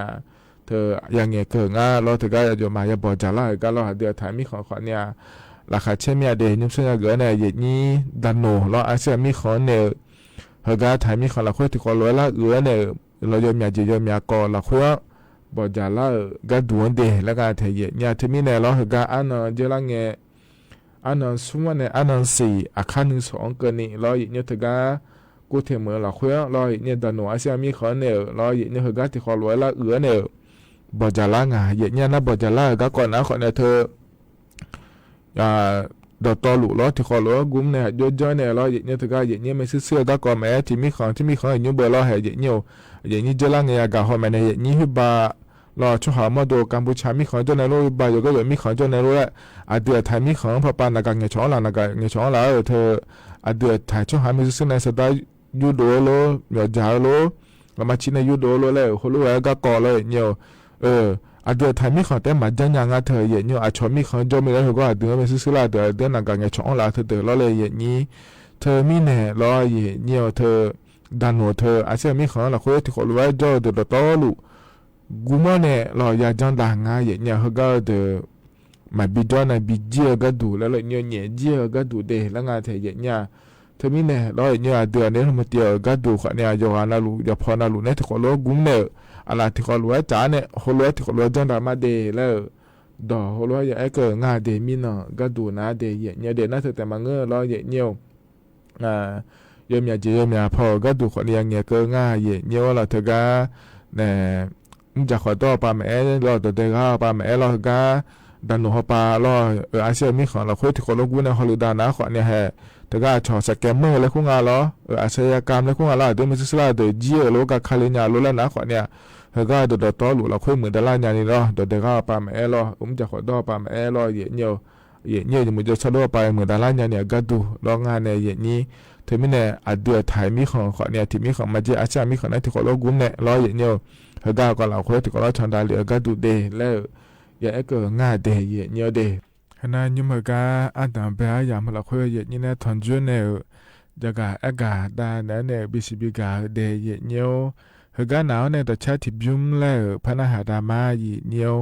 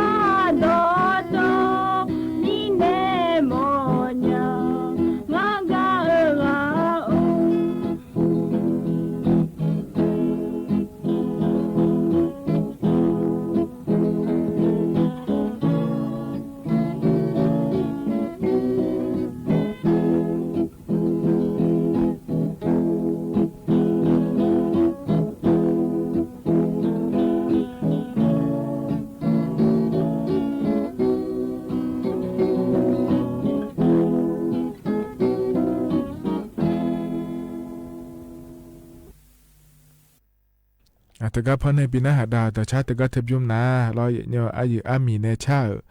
ตชางายเนหูบานเนอตชาเมเดเยเนเดยานาหาเบียวดุโยหานาลุเวเดเยเนก็จนปาละออนในนาหาลาเยเนมียขอนิโจดูลอเยเนตกะมาข้อปะเนนาหามาลอเฟซบุ๊กปะเนนาหามาเดงานเนอายุเชื่อมือเนที่ขอลุเวจดามาเยเนให้กันงานก็แหลมถามันจะกาดันลอในมินายลอยเนเยเนก็ตัวแต่จังเหลียวจะแม่พ่อในปีนาหาดาเนี่ยเดยเนียวเดก็พ่อในปีนาหาดาเหนะขอนี้ถึงก็อโดอยากเคยเนี่ยเทยเนี่ยยอลีบากาเลยจากการกาเกิดงาเดยเนี่ยเดก็จะแม่นาหาดาเนี่ยขนมงาจะก็จะกาดันหลอนเนี่ยมาเดยเนี่ยเดอโดจะมาเดสวัสดีครับอุดธรรมะพัฒนาอย่างนี้别么样的原因还要的啊พอเราอยากเคยเดเจ้าหน้าที่มูลที่เหมือนนั้นใจงานน่ะมูลที่ไม่แน่ย้อนลงไปจากการเนี่ยงานนี้บักเบี้ยหมดยาเลยจากการเนี่ยมาอย่างนี้เดงานแผลบ้านที่371หมู่11ตำบลแม่สวนนายแล้วเดสถานที่จ่ายหน้างานมาหน้าโรงเรียนกศนบ้านมหิกรก็มาเด因为呢，我们苦个我家嘞，或苦嘛，都要看。有那如果新年面呢，有那如果别人呢，俺里还有从那去票了过来吹蘑菇，那台从那那罗你我他那全部考了话，吹蘑菇这台从那，因为呢。อาบัวนะบาหมดชาลีอาบัวนะอาบัวอยู่แล้วคุละไม่เนี่ยที่เทศมันสายแล้วเนี่ยวันที่เชื่อว่าน้องเต็มตัวเนี่ยเชื่องานน้องบ้านเนี่ยแหละอันนี้เขาเนี่ยช่วงบ้านเนี่ยแหละเพื่อกามาอยู่ตรงแบบเบี้ยก็มั่งเนี่ยอยู่ตรงคุกมันเด้งอันเดียวคือสมุกเวเดกลมาอย่างนี้เราต้องลงไปวิวกมญาและเวลากมญาและสาเลมานี่โยเด็กกลบิมาเดมีภาษาลูธนาขอเนี่ยเยเนียวเราทกาโดนจังเหลวล้วยพอเนี่ยบินาหาดาเราเยอะจะมีเนี่ยเราเลยนี่หการนาหาวเนี่ยเยนี่ที่อนาหลวเนี่ยคนล้วยจะโดหมอเมียเล่แล้วนะขอนี่เราเยอะงานนากาฮปาเนี่ยช่องเหลือเนี่ยจังเลยเนี่ยไม่ได้เยนี่คนล้วยพอโดนเนี่ยไม่ได้เยนี่เลยเงี้ยเหลือล้วยเยนี่ที่สร้างยุทธาเนี่ยพอโดนเนี่ยมาเดยเยอะเดก็เนี่ยนักก็เลยมาถ่ายจากการลองเนี่ยมาเดยเยอะอินาอันนั้นก็บาลาเชติสีล้อเยอะเยนี่แต่ก็โครงการคนละครึ่ง plus และขั้วอยู่เหมือนเดิมนะเยอะอาคารนึงสองอันนั้นสีเดยเยอะก็เหมือนเราขั้วจ่อเนี่ยเราจะลังเงินออนไลน์ไปเนี่ยเราเยอะไม่เยอะหอเดิมนะเราจะต่อหอจะต่อจะเยอะหอนะอาคารนึงสองอันนั้นสีอันนั้นแบนน์ฉลางาเดยนี่แต่ก็ไม่หน่อยแล้วมันก็เนี่ยจะโตเจแต่บิจงานเดียร์หรออีจุโลจะโตเจโลแล้วงานในอย่างนี้เธอออนไลน์เขาไปในบิจงานมาเจเดียเนี่ยเดเธอรัฐบาลไปในชาวบ้านเธอหัวเราเนี่ยย้อนนั้นลูกบิเนี่ยมาเจอขั้นสอนในละต่อไปก็ดูน่าเราหิบาอันนั้นสมเชติบาลาเชนิเสียงก็นี่เดียเนี่ยเดอุสาปานาลีโกหลายเนี่ยยังไงนาลีวัวหลังก็นี่เดียเนี่ยเราเธอเนี่ยพอเนี่ยเยอะยาเยอะยาชอแอปพลิเคชันแล้วคงอารมณ์หย่อเธอก็จะโตเยอะเท่าไรอย่างนี้เยอะๆก็ถูกงานเลยแล้วนะเลยเนี่ยตินะขอเนี่ยแกร็บฟู้ดแล้วคงพอปานเนี่ยเดี๋ยวเราอยากสินแม่อย่างเนี่ยหรอนั่นนี่นะขอเนี่ยช้อปปี้ฟู้ดแล้วคงพอปานเนี่ยเดี๋ยวเนี่ยซุ้มนะเลยเนี่ยไลแมนนะขอเนี่ยโรบินฮูดแล้วคงพอปานเนี่ยแล้วงานเทียเนี่ยหรอดูนะต่อไปเราหน้าหาเดี๋ยวนั้นว่าที่การนำก็พอในมาเยอะๆเดี๋ยวคนนี้จ่อมาเสียเยอะเนี่ยเราไอ้คนเนี่ยเมื่อเราค่อยหนาเดี๋ยวเมื่อมาขายก็เดี๋ยวยาเนี่ยอย่างนี้โครงการคนละครึ่งและค่อยเธอยุ่มหลวนะอย่างนี้เธอก็เรื่องเนี่ยยุ่มยาแม่เดี๋ยวอย่างนี้ขั้นที่สองง่ายอย่างมึงไม่ที่โปรไฟเนี่ยมาอย่างนี้เธอยุ่มไงอายุเราอยู่มันก็ดูง่ายแล้วเราง่ายขอเนี่ยมายุ่มหัวเสียอย่างนี้ขั้นที่สองยุ่มหัวเนี่ยเราอย่างนี้เธออายุยาจ้างงานเลยแล้วแต่ก็ทุ่มอยู่เนี่ยก็ดูแล้วเนี่ยงานที่พอพัฒนาอากาศด้านนั้นในบิสิบิกามาเดย์เนี่ยเดย์ไอ้คนเนี่ยอินเนอร์ก็ดูหน้าขั้นนึงสอก็ล่างานเดย์แล้วจากในเลยเดย์เนี่ยที่พอพัฒนามาเยอะที่พอไปในเยอะเนี่ยก็ดูงานเลยเนี่ยตินะคนเนี่ย Grab Food แล้วก็ไปในเดย์เนี่ยเดย์นี่นะคนเนี่ย Shopee Food เนาะซุ่มนะไลแมนคนเนี่ยนะเราอย่างเนี่ยโรบินฮูดแล้วขั้วปานเนี่ยเยอะยาไม่เดยเยอะเดอุศนาลีโกหลานเนี่ยเราอุจินาลีเวหลังก็นี่เยอะเนี่ยคือการน้าคนเนี่ยแล้วต่อไปชาวบ้านก็ดูน้าเราเนี่ยเธอจะโดนผืนแต่ชาวบ้านเดยเนี่ยเดที่ป่าเราเลยอย่างนี้เยอะจะมาเยอะเงี้ยเชียบ้านนั้นแล้วต่อไปงานเชียบ้านชาวบ้านเนี่ยดูมางานเชียบ้านแล้วพยายามอ้องานในอย่างนี้นะเขารู้ว่าออนไลน์ไปในเยอะถึงแล้วที่การเราทอหาผืนแล้วพยายามเทียเนี่ยเรา งาบาโลเชบาโลแล้วขอนี้จาแม่ในเย็นนี้เธอไม่เนี่ยทอหาเผื่อนะเราเนี่ยบีหาเผื่อนะขอเนี่ยเธอก็อย่าทำมาโดยจริงอ่ะเดียเนี่ยเดี๋ยวที่ไม่เนี่ยเราไม่อยากเทียบานะขอเลยให้เทียงาบาโลเทียเชบาโลแล้วเผื่อเนี่ยเราตัวรัฐบาลปานเนี่ยเนี่ยที่เขาเราสอดดูเลยเนี่ยเราอยากเยอะงานในอย่างนี้เราอยากจะมาจังเงี้ยที่ยาบานะเราไม่อยากเผื่อแต่ที่ยาบานะเราเนี่ยดึงเชบารัฐบาลปังเชบาแล้วดอนนะเราเนี่ยนะไม่อยากทอเผื่อเชบางานเยอะแล้วนะขอเนี่ยเชบาที่ว่าเดียวเราไม่เนี่ยโกเชบาเดียวดองานเดียเนี่ยเดที่ไม่น่าขั้นสวยเหมือนไม่ที่โปแล้วพระเจ้ากาดานเนี่ยบิสิบิกามาเฮก็นะเดียเนี่ยเดอันนั้นจะที่ก็เยอะเนี่ยนะขอเนี่ยแหมยังมาข้าท้องผ้าอายามก็ละแม่ขวจีนขวสือโดเลยอายามรอเยอะเนี่ยอันนั้นที่เราขวก็ดูนะเราเลยเยอะนี่แหอันนั้นสมเชติขวจีอันนั้นนะเดียเนี่ยเดเธอเนี่ยสมนังเนาะฉลางเดียเนี่ยเดวันพุธเนาะเราเนี่ยขวจีอันนั้นสมเชติบาลาเชนีฉีเราเยอะนะข้าท้องผ้าดาก็ดูนะขอเนี่ยอันนั้นตีนะเราเนี่ยเธอจนเจอนังเนาะเราวันพฤหัสบดี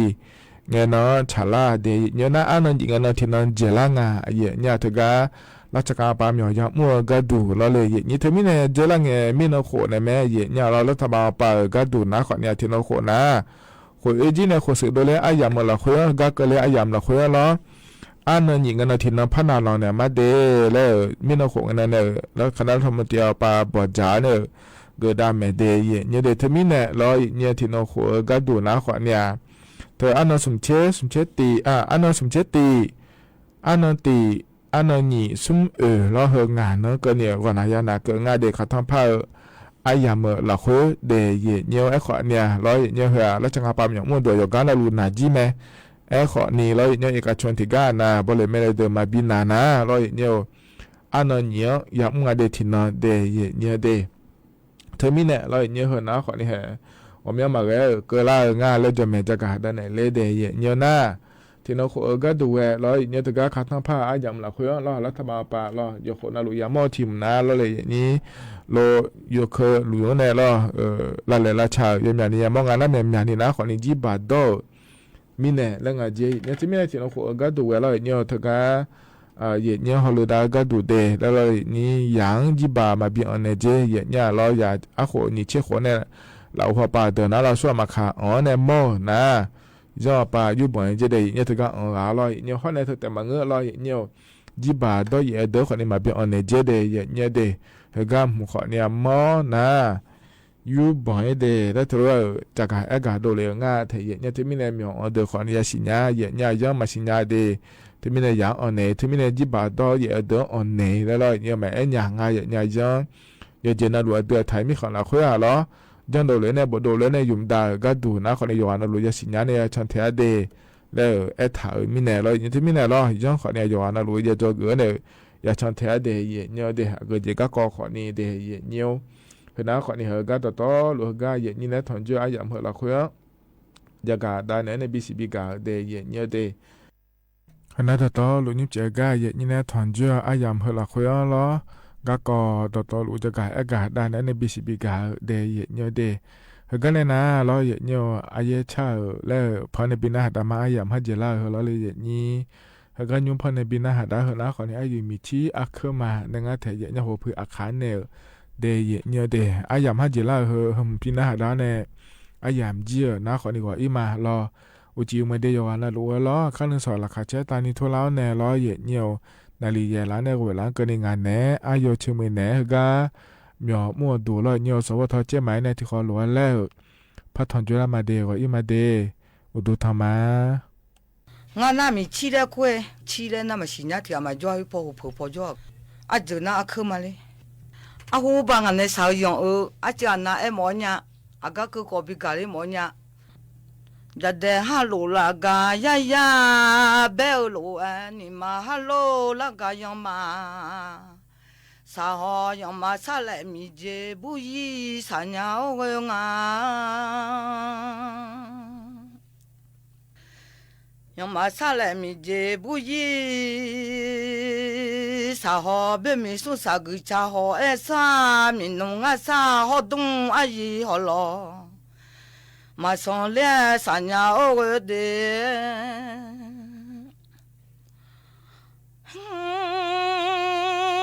ya ni nga ta sa a cho mà cho mía la nữ nhà bên mi su sa la ju phe cha mi nong a sa la ne phe lo ya nhà lo mi si sa mi long ma we le a sa nhà o we de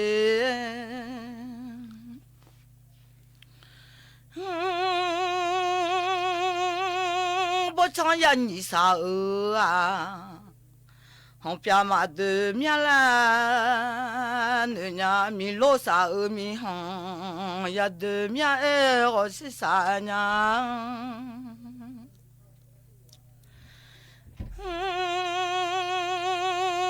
ya ni nga ta sa a cho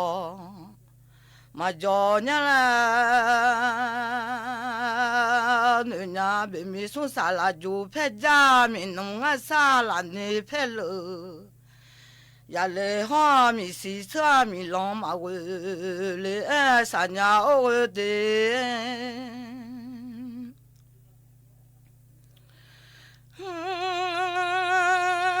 bo chang ya ni sa a hong pia ma de mia la ne nya mi lo sa mi hong de nya e o se sa mia nga ji ya ke ma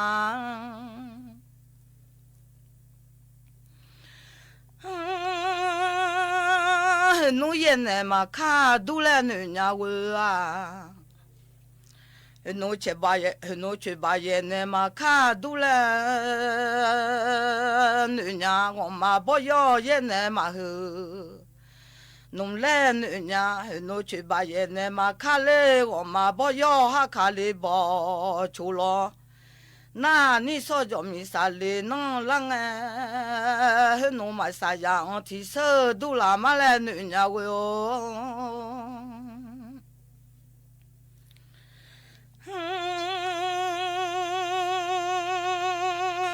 jo ma mi je nga ha ti ga ya le ya ni nga ta sa a cho ma jo ha he no che ba ye ne ma ka ngo ma bo yo ye ne ma hu lo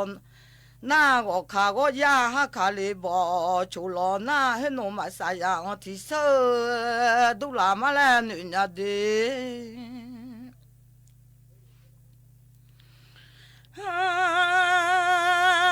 be mi su sa gu cha ho e sang e lo mi nong a sa ho dong a yi ho lo ma son ho ya ni nga ta sa a cho ma jo mia la nu nya ya ni nga ta sa a cho ma jo ho bo chong ya ni sa lo nong ho pia ma de mia lo mi lo sa mi hong ya de mia e o si sa nya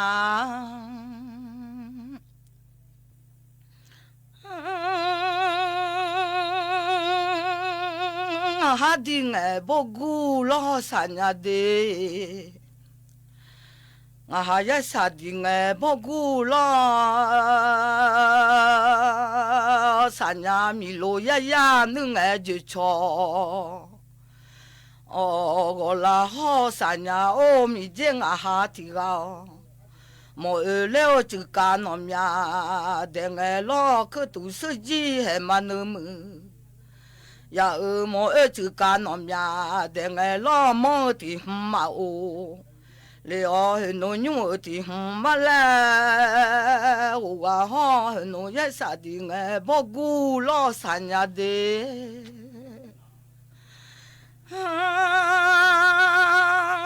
mi lo ya ya nu nge ju cho我啦哈，三呀是啥命啊？我的，我了就干我呀，等我老母的妈哦，农牛的妈嘞，我好可都是几还嘛有那么呀？诺呀啥的爱不顾啦，米罗呀呀能爱就错，我好三呀哦个啊。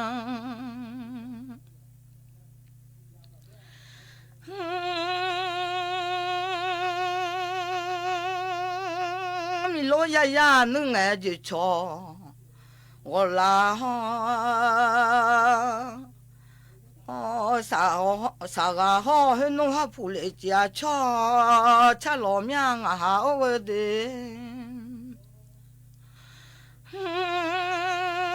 弄哈铺来家吃啊哈毛来家啥，个好要么啥来米节不一啥呀我的。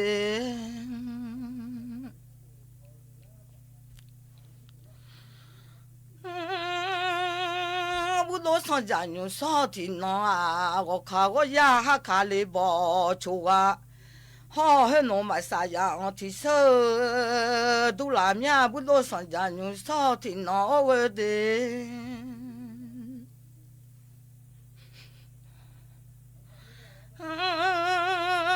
米有包啊嘛有口，包啊嘛老忙啊。mi yo bo ama yo ke bo ama no no ya mi bo o che da sa don mia ya yo bo ji bo sa ga du a mi la ma le nu me a ma ne bo la ko ye che sum ma bion a ko ye che sum ma bion yi te wa ha ma ne bo la che nga ko ma ko ha che nga ko ma ko yi nong ji ga ha ma bo ma sum bi lo e mya nga ha o de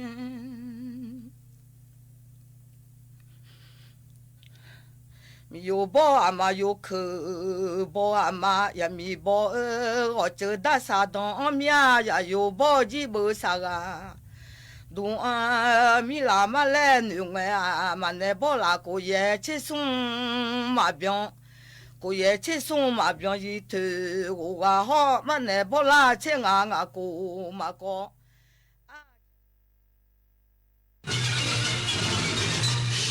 สถานีวิทยุกระจายเสียงแห่งประเทศไทยและเครือข่ายทั่วประเทศเสนอข่าวต้นชั่วโมงรู้เร็วรู้จริงเกาะติดทุกสถานการณ์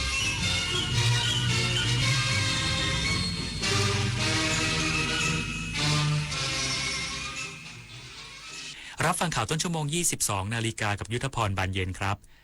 นายกรัฐมนตรีหารือ4สมาคมภาควิศวกรรมสถาปัตยกรรมและอุตสาหกรรมก่อสร้างของประเทศพร้อมรับข้อเสนอปรับปรุงสัญญางานก่อสร้างให้เกิดความเป็นธรรมอีกสักครู่กลับมาติดตามรายละเอียดครับเสียชีพอย่าเสียสัตว์พดุงไว้ซึ่งคุณธรรมติดตามเรื่องราวของพาลีวานอนผู้กล้าหาญจะเกิดอะไรขึ้นกับพวกเขาสู่ความยิ่งใหญ่ของโขนมูลนิธิส่งเสริมศิลปาชีพวันที่ 6 พฤศจิกายนถึง 8 ธันวาคมนี้ณศูนย์วัฒนธรรมแห่งประเทศไทยเปิดจองบัตรแล้ววันนี้ที่ไทยทิกเก็ตเมเจอร์คุณได้สิทธิ์กู้เงิน 300,000 บาทหากสนใจคลิกลิงก์นี้ได้เลยอย่าคลิกเด็ดขาดงานพาร์ทไทม์ออนไลน์งานสบายรายได้สูงอย่าเชื่อครับชีวิตจริงไม่มีใครคอยเตือนแบบนี้กลโกงอันแยบยลอีกมากมายของมิจฉาชีพโดยการส่งข้อความโทรศัพท์สายโทรเข้าหลอกส่งพัสดุรวมถึงแอบอ้างเป็นเจ้าหน้าที่รัฐป้องกันอาชญากรรมทางเทคโนโลยีด้วยการไม่โลภไม่ตื่นตระหนกกับข้อความชวนให้หวาดกลัวไม่หลงเชื่อใครง่ายๆรู้เท่าทันสื่อไม่ตกเป็นเหยื่อของมิจฉาชีพ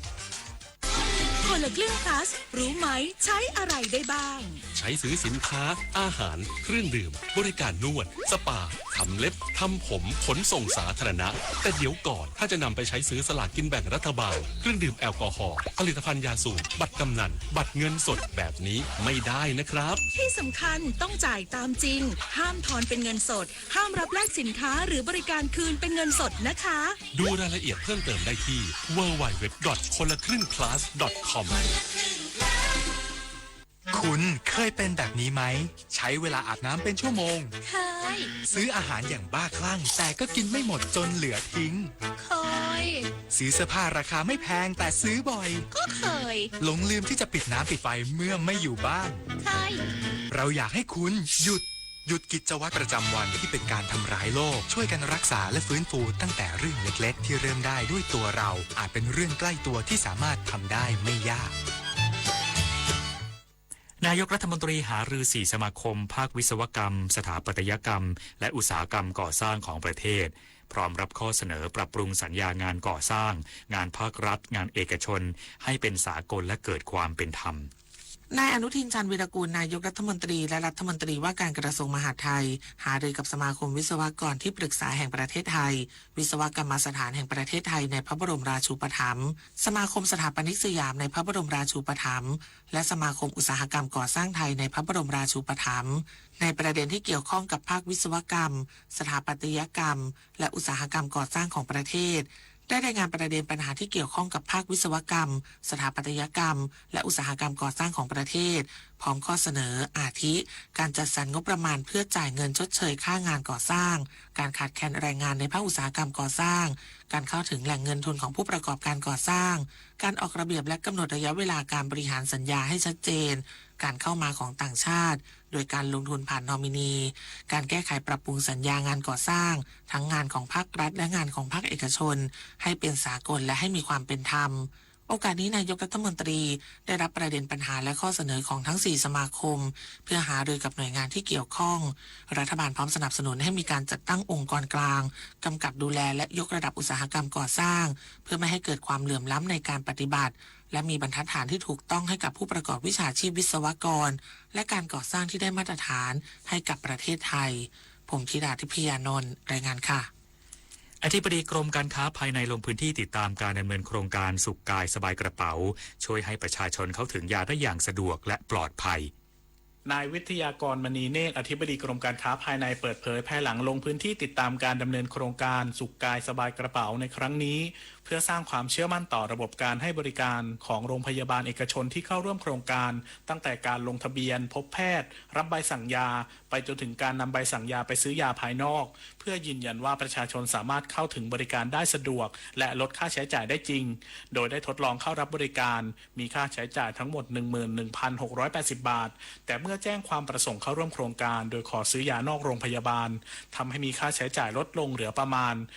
1,680 บาททางนี้มียาบางชนิดเป็นยาควบคุมพิเศษจึงไม่สามารถซื้อนอกโรงพยาบาลได้ในส่วนของร้านขายยาเภสัชกรประจำร้านได้ให้คำแนะนำอย่างครบถ้วนเพื่อให้ผู้ป่วยได้รับยาที่ถูกต้องปลอดภัยและมีคุณภาพเทียบเท่ากับยาที่จ่ายจากโรงพยาบาล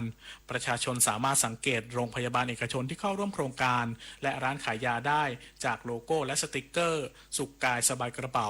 พร้อมยืนยันว่าเจ้าหน้าที่ทุกหน่วยเข้าใจหลักเกณฑ์ของโครงการและพร้อมให้บริการแก่ผู้ป่วยที่ประสงค์จะเลือกซื้อยาเองปฏิพล สถาพรหมารายงานกองทัพอากาศอินเดียส่งเครื่องบินทางทหาร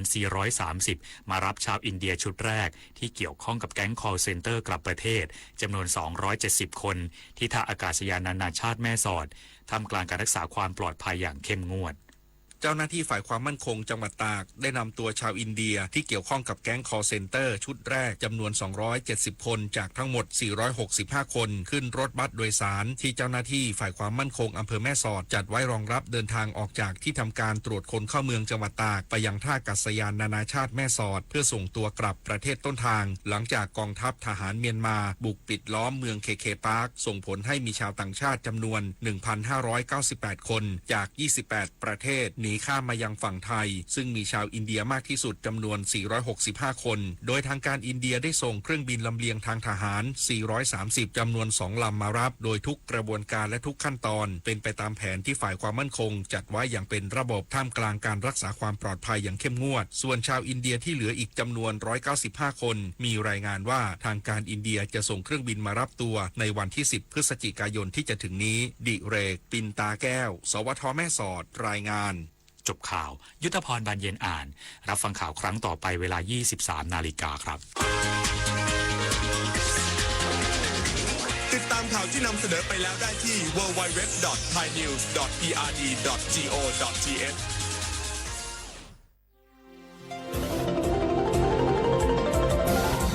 วิทยุแห่งประเทศไทยให้ความรู้คู่ความสุข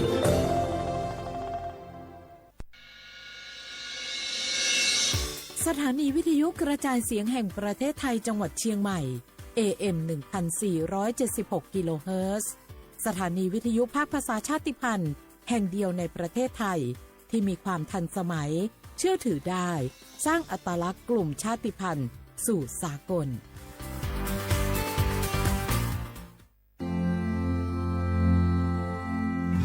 รากฐานสังคมไทยตั้งแต่อดีตจนถึงปัจจุบัน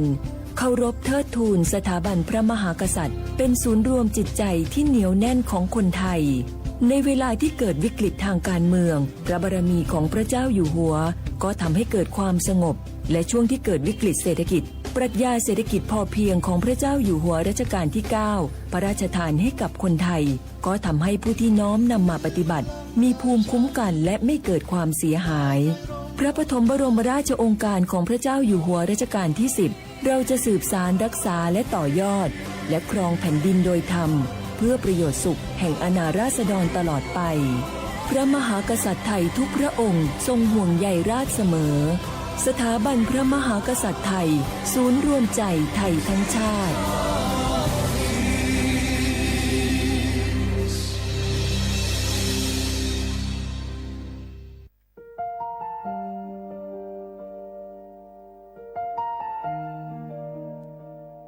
ขอน้อมเกล้าถวายอาลัยสมเด็จพระพันปีหลวงพระแม่แห่งแผ่นดินผู้ทรงเมตตาเหนือเกล้าขอพระองค์เสด็จสู่สวรรคาลัยข้าพระพุทธเจ้าข้าราชการและเจ้าหน้าที่สถานีวิทยุกระจายเสียงแห่งประเทศไทยจังหวัดเชียงใหม่กรมประชาสัมพันธ์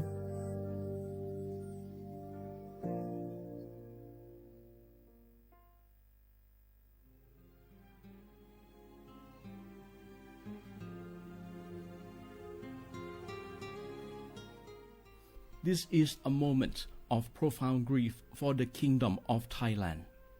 The collective voices of Radio Thailand Chiang Mai join the Thai nation in mourning the passing of our beloved Queen Martha, Her Majesty Queen Sirikit. Her life was a testament to the unwavering service, grace, and deep love for the Thai people. Our humble condolences and thoughts are with His Majesty the King, the royal family, and all the Thai people during this deeply sorrowful time. We will remember her forever.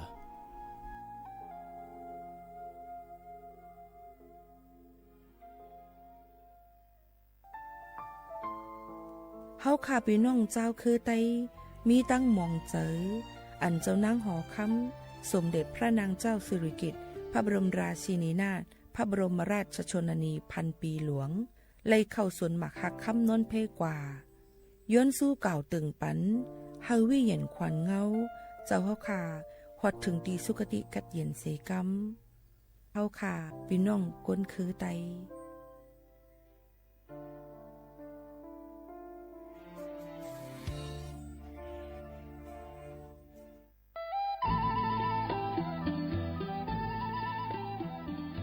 จังหวัดลำพูนโดยสำนักงานวัฒนธรรมจังหวัดลำพูนขอเชิญชวนทุกท่านร่วมย้อนวันวานสัมผัสมนต์เสน่ห์ตลาดวัฒนธรรมถนนสายวัฒนธรรมย่านเมืองเก่าข่วงพันปีถนนรถแก้วชวนมาชมชิมช็อปกับสินค้าพื้นเมืองของกิ่งบ้านเฮามากกว่า100ร้านค้าพร้อมชมการแสดงศิลปะวัฒนธรรมล้านนาและกิจกรรมดีๆจากชุมชนท้องถิ่นทุกวันเสาร์และอาทิตย์ตั้งแต่วันที่25ตุลาคม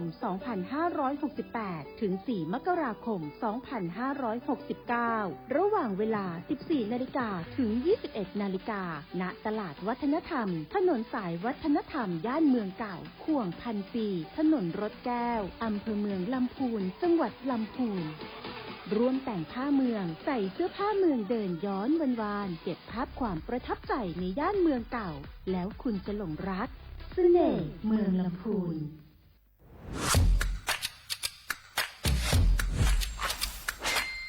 กลับมาแล้ววันนี้กับโครงการคนละครึ่ง plus รัฐออกครึ่งประชาชนออกครึ่งช่วยเศรษฐกิจไทยหมุนเวียนเติบโตถ้าเราช่วยกัน plus ต่อยอดให้เศรษฐกิจไทยเติบโตอย่างยั่งยืนด้วย5 plus plus ที่ 1 เพิ่มช่วงอายุผู้เข้าร่วมโครงการจาก 18 ปีเป็น 16 ปี plus ที่ 2 เพิ่มวงเงินใช้จ่ายจาก 150 บาทเป็น 200 บาทเพิ่มพลังซื้อของประชาชนเพื่อกระตุ้นการหมุนเวียนในระบบเศรษฐกิจฐานรากลดภาระค่าครองชีพ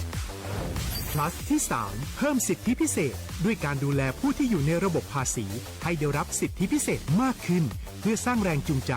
ให้ทุกคนร่วมอยู่ในระบบอย่างโปร่งใส plus ที่ 4 เพิ่มโอกาสให้นิติบุคคลขนาดเล็กเข้าร่วมได้ให้ธุรกิจเติบโตเป็นกำลังสำคัญของเศรษฐกิจไทย plus ที่ 5 เพิ่มทักษะใหม่เพื่อพัฒนาให้ร้านค้านำความรู้ใหม่ๆมาช่วยเพิ่มยอดขายลดต้นทุนเรียนรู้เติบโตและปรับตัวไปกับเทคโนโลยีใหม่เพื่อสร้างเศรษฐกิจที่แข็งแกร่งจากคนละครึ่งสู่คนละครึ่ง plus ไม่ว่าจะสั่งข้าวคนละจานชาเขียวคนละแก้วขนมเค้กคนละชิ้นหรือหลายๆชิ้นก็ใช้ส่วนลดได้ทันทีสูงสุดวันละ200 บาทแถมใช้กับฟู้ดเดลิเวอรี่ก็ยังได้สำหรับประชาชนไทยอายุ16 ปีเป็นต้นไปสมัครรับสิทธิ์ผ่านแอปพลิเคชันเป๋าตังวันที่ 20-26 ตุลาคม 2568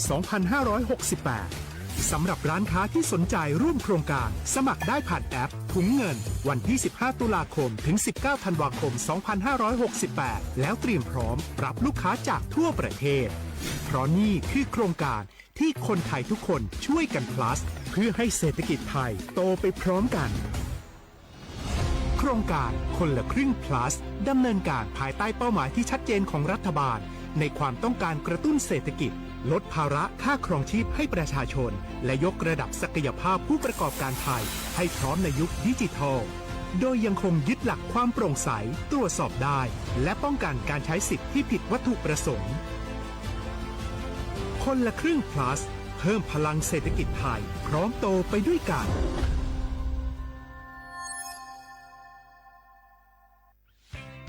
เส้นทางสายหมอกที่สวยที่สุดในเมืองแพร่กำลังรอทุกคนไปวิ่งด้วยกันครับทุกก้าวของคุณคือพลังของลมหายใจชวนเพื่อนชวนครอบครัวมาวิ่งฝ่าสายหมอกเพื่อโรงพยาบาลแพร่ในวันอาทิตย์ที่ 7 ธันวาคม 2568 บริเวณลานกิจกรรมหลังวัดพระธาตุช่อแฮมาร่วมกันส่งต่อพลังแห่งความดีเพราะทุกก้าวของคุณช่วยต่อชีวิตให้กับผู้ป่วยในโรงพยาบาลแพร่สมัครได้เลยวันนี้แล้วไปวิ่งด้วยกันในวันอาทิตย์ที่ 7 ธันวาคม 2568พบกันบริเวณลานกิจกรรมหลังวัดพระธาตุช่อแฮนะครับ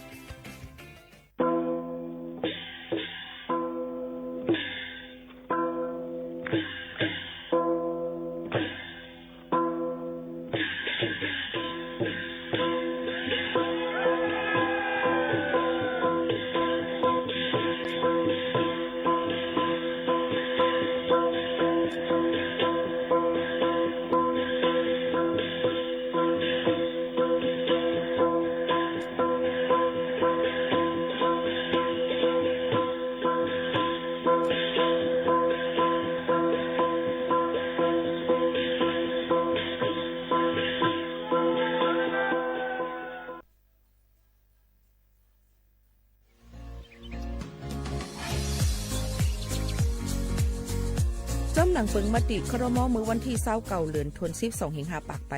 67เฮาฮิปเน็ตแกลิดปัญหาสถานะและสัญชาติคนอันอยู่ตั้งเมืองจึงไทยจ้อมมาตรา17นั่นตอนตาพี่น้องเฮาเขาอันเข้ามาอยู่ตั้งเมืองไทยหึงนั้นและมีไว้เข้าจ้อมเปิงเฮากว่ายืนย้อนสถานะต่างดาวของเมืองถูกแม่นจ้อมเปิงไล่ตอนตาลูกอ่อนอันเกิดตั้งเมืองจึงไทยมีอู่อำนั้นก็แม่มีไว้ทะเบียนประวัติบุคคลไม่มีสถานะทางทะเบียนอำนั้นไว้10ปีถูกแม่นยาวในจึงเฮากะยืนย้อนสัญชาติไทยจอมหนังมาตรา7ทวิไลพออยู่ตั้งกรุงเทพมหานครกว่ายืนไลติสำนักบริหารการทะเบียนกรมการปกครองพออยู่ตั้งต่าง7วันในจึงกว่ายืนไล่จอมหนังวัดไว้อันเปิ้นออกปันเฮาคานั่นเข้าย้ำเหตุการณ์จอมหนังหลวงปองจึงต่อพอถึงวันที่29เดือน6 2สิงหาคมไป69ค่ะ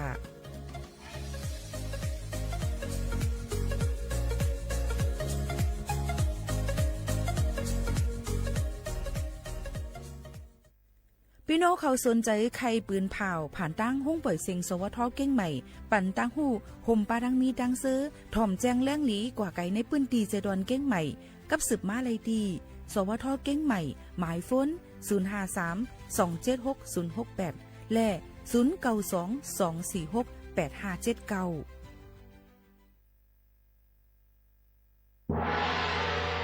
เฮาหักกันเป็นแห้งเฮาแป้งกันเป็นใหญ่เฮาหนังกันหักกันเทสันนันเขาอยาก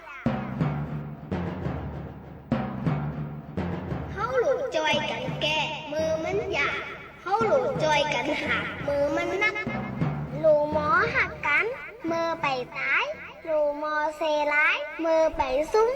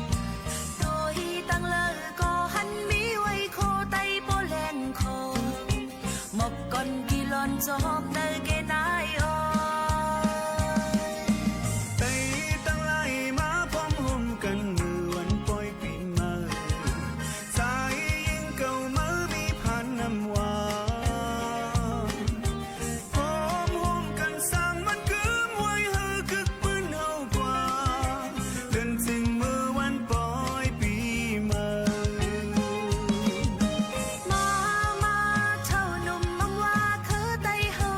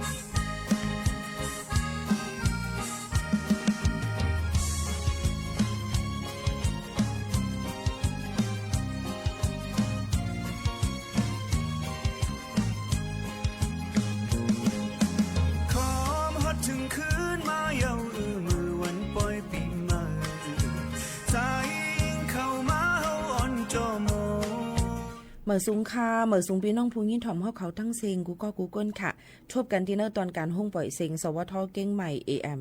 147กิโลเฮิรตซ์กูวันในตอนการเฮาค่ะภาษาความใต้ห้องปล่อยเซง AM 147กิโลเฮิรตซ์ข่าวยาม 10 โมงถึง 11 โมงกลางเนอกลางค่ำอยู่จอมขาวยิ่งโมขาวนุ่นสุภาวันเชื้อสารวินเป็นอ้อยกออ้อยเซปอแม่พี่น้องเฮาเขาค่ะในวันเหมือนได้ถึงมาในวันพัดที่6เดือนธันวาคม11 2เฮงปลาย25ปีใต้2เฮง1ปากปลาย19ปีก็จะ1เฮง3ปากปลาย87คู่อยู่จำกันที่ในเป็นเดือน12รอง1ค่ำในวันเมื่อในดังเจดอนเก้งไหวเฮาค่ะเตมีลองจำหนังในคูในเวงเตเอาที่โคสะพานนวรัตน์มาต่อถึงในคูในเวง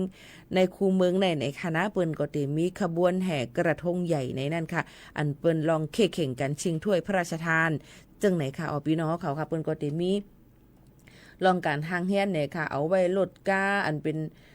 กระทงหลายๆตีหลายๆตั้งอันเปิ้นเขามาเข่งกันแล้วก็เปิ้นเข่งในเปิ้นไหลสู้เงินจอมนั่นค่ะน่ะในก็เตมีนำแต่ย้อนนั้นในวันเมื่อในข้าวยามหมอก1มองต่อถึง2มองในค่ะปืนก็เฮาห่างเฮียนกันให้กับฮับลูกฮับล่างอันกว่าขึ้นเฮียนนั่นสิให้อ่อนปอกมือเฮิรนเผาเฮิรนมันย้อนปืนสั่งย้อนปืนว่ามันติมีลองรถกาขับใหญ่นำไว้ในค่ะพี่น้องเขาตั้งในคูในเว้งพี่น้องเขาบ่ว่าดีกว่าแอลแหละในก็รู้เลยห่างเฮียนวางแผนกันไว้ลีๆหนังคือบ่ดีกว่าถึงเขายามให้ตัวตั้นกันนั่นซึ่งไหนค่ะยกเอามือว่าในหูคำเปิ้นอ่อนกันกว่าที่ตั้งแม่อ่อนเปิ้นมีการปล่อยคงไผหมิ่นตั้งนำตั้งหลายเป็นนับเป็นหูหมื่นมันนะคะยก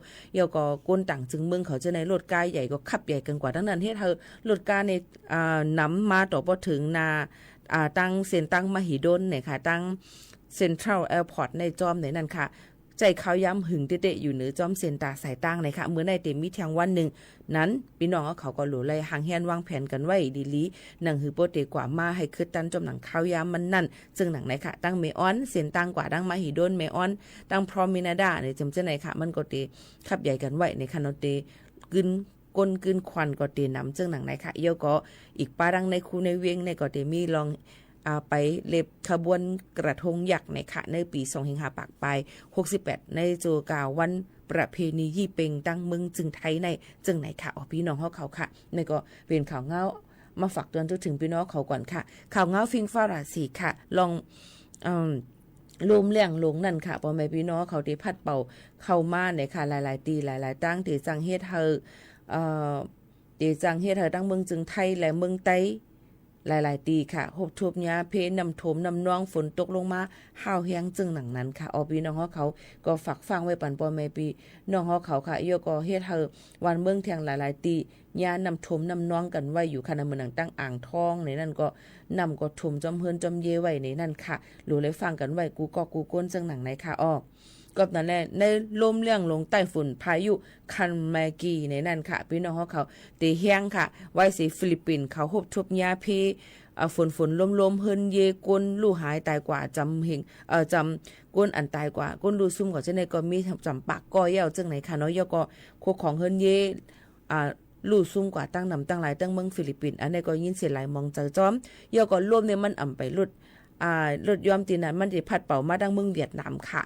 คาแมกีอันเป็นไต้ฝุ่นเนี่ยค่ะนะเขามาดังเมืองเวียดนามเยอะกว่าเดี๋ยวมาดังเมืองลาวมาดังปอดของจึงไทยเขาดังเมืองไต้จึงหนังในวันที่7ถึงวันที่10ในหลูไหลฟังกันไว้เต้ๆว่ารูล้อมด้วยถึงโคของเฮินเยอุจาปีกเจโคของอันนำลวงเฮาค่ะดีกว่าตาไปตั้งตึงหือในก็หลูได้ถ่อมได้ข่าวเงาห่างเฮียนกันให้ดูตั้นกันเจ้าให้เจ้าส่วนเจ้าหน้านั่นในก็ถูกดีไลรูล้อมด้วยถึงหมักเขาตอนนำหนังหือบ่ได้อำมีลองลู่ซุ้มหนังหือบ่ได้อำก้อยเป็นเพนั่นในก็หลูเลยห่างเฮียนกันไว้เมื่อพ้องฝนตกลมมาเฮาแห้งนั่นอย่าไปไกลอยู่ที่ใต้ต้นไม้ลงอย่าไปไกลอยู่ที่ใต้ป้ายลงใหญ่ๆในนั่นค่ะกูจังล่มกุ่นเต็งลงมาตีเฮาค่ะเยอะก็อย่าไปใจลองอิเล็กทรอนิกส์เนี่ยค่ะลองสื่อสารมือถือเจอไหนค่ะเนาะกูจังมีผ้าหลังไหลเหมือนกันในนั่นค่ะลองตั้งเจอไหนดีโกเนี่ยโหลดเลยฟังกันไว้เต้ๆว่าในนั่นค่ะวายเสฝนตกลงมาเด็กเขามาในข้าวกัดบางทีก็เขามาในข้าวกัดเสตาลองฟิงฟ้าราศีในอ่ำล้ำหูล่ามขาดไหลวะใน1วันที่มีเปลี่ยนหลายข้าวกำก็แหลดไม้กำก็พลตกกำก็ตีจังเฮ็ดได้มันกัดมานั่นเฮาค่ะอันลำลองก็รู้เลยเฮ็ดได้ตูเฮาใจเฮาอยู่ลีกินหวานไก่หางตั้งเป็นกู3แสนเปิงในฝากตวนจุดถึงพี่น้องเขาจึงหนังไหนค่ะหรือใจถ่อมได้เพียงความหวานหูถูกใจกันกว่าค่ะ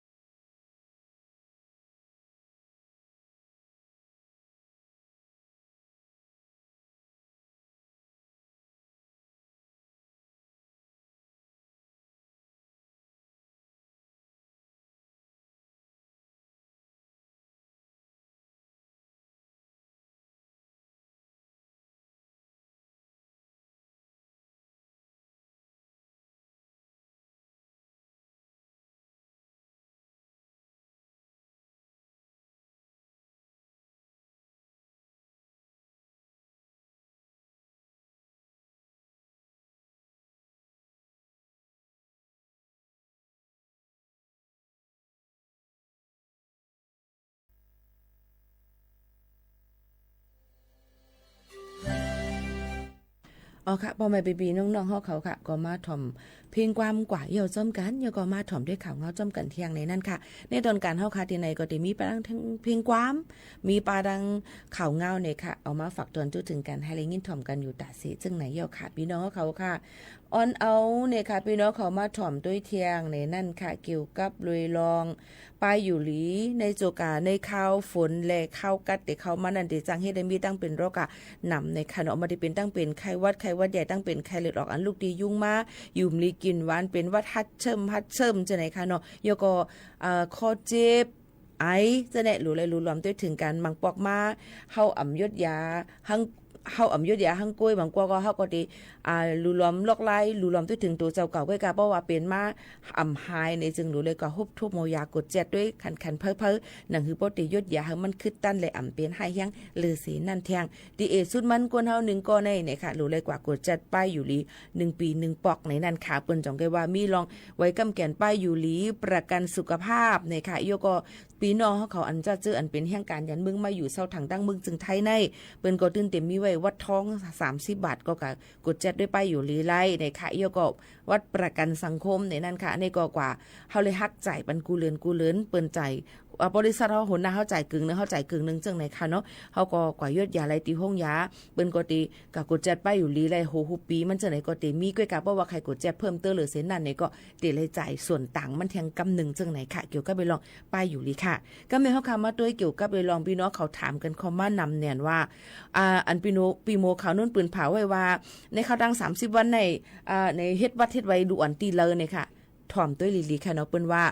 ภายตั้งจุ้มจอมพ่องลงตั้งเมืองจึงไทยเปิ้นฮับยืนเลืองไว้ผืนลิกอันยินจู้กว่าถึงเปิ้นนั่นเปิ้นฮับผู้ไว้เยาว่าเปิ้นเตปันตื้อตังเฮาลูกอ่อนอันจะเจอลูกอ่อนในอาศักอำไปถึง15ค่ะเนาะเตเกิดถึงอำไปถึง15ลงไตอำไปเตรียม15ลงไตบนห้องลูกอ่อนค่ะเลือเสนนั่นเปิ้นห้องลูกอ่อนเนาะค่ะเนาะพี่น้องเขาค่ะลูกอ่อนอันนั้นมีไว้วัดไว้อีสังลูกอ่อนอันตีเป็นลูกแห่งการยันเมืองลูกหลานแห่งการยันเมืองลูกอ่อนอันตีมีลอยตัวเจ้าก็มาเฮ็ดดีเฮ็ดลายจึมจะได้เปิ้นเปิดปันตื้อตังให้เลยเข้าห้องเฮ็ดไร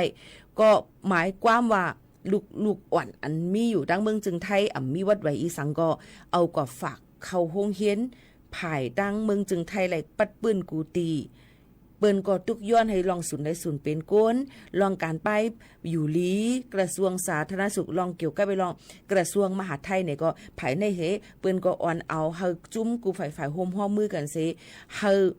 ภายกระทรวงมหาดไทยในนั้นค่ะภายลองเฮ็ดวัดไว้นั่นให้ออกปันไม้กับตัวลูกอ่อนอันเขาอันเปิ้นกับฝากไว้ที่ในโรงเรียนนะเฮาเป็นเหมือนเล็กจี้ค่ะมีใครมีไหวกับตัวเพราะว่ายุ่มลีกินหวานมาเนี่ยเดี๋ยวมีตื้อตังยดยาอะไรยก็เสียงเงินนำจึงหนังไหนค่ะหนังฮือป้อดีปันลองศูนย์ในศูนย์เป็นลูกอ่อนมาอยู่เสาถังตั้งเมืองจึงไทยในรายการเฮียนฮู้จึงไหนค่ะเนาะยก็เปิ้นก็เฮา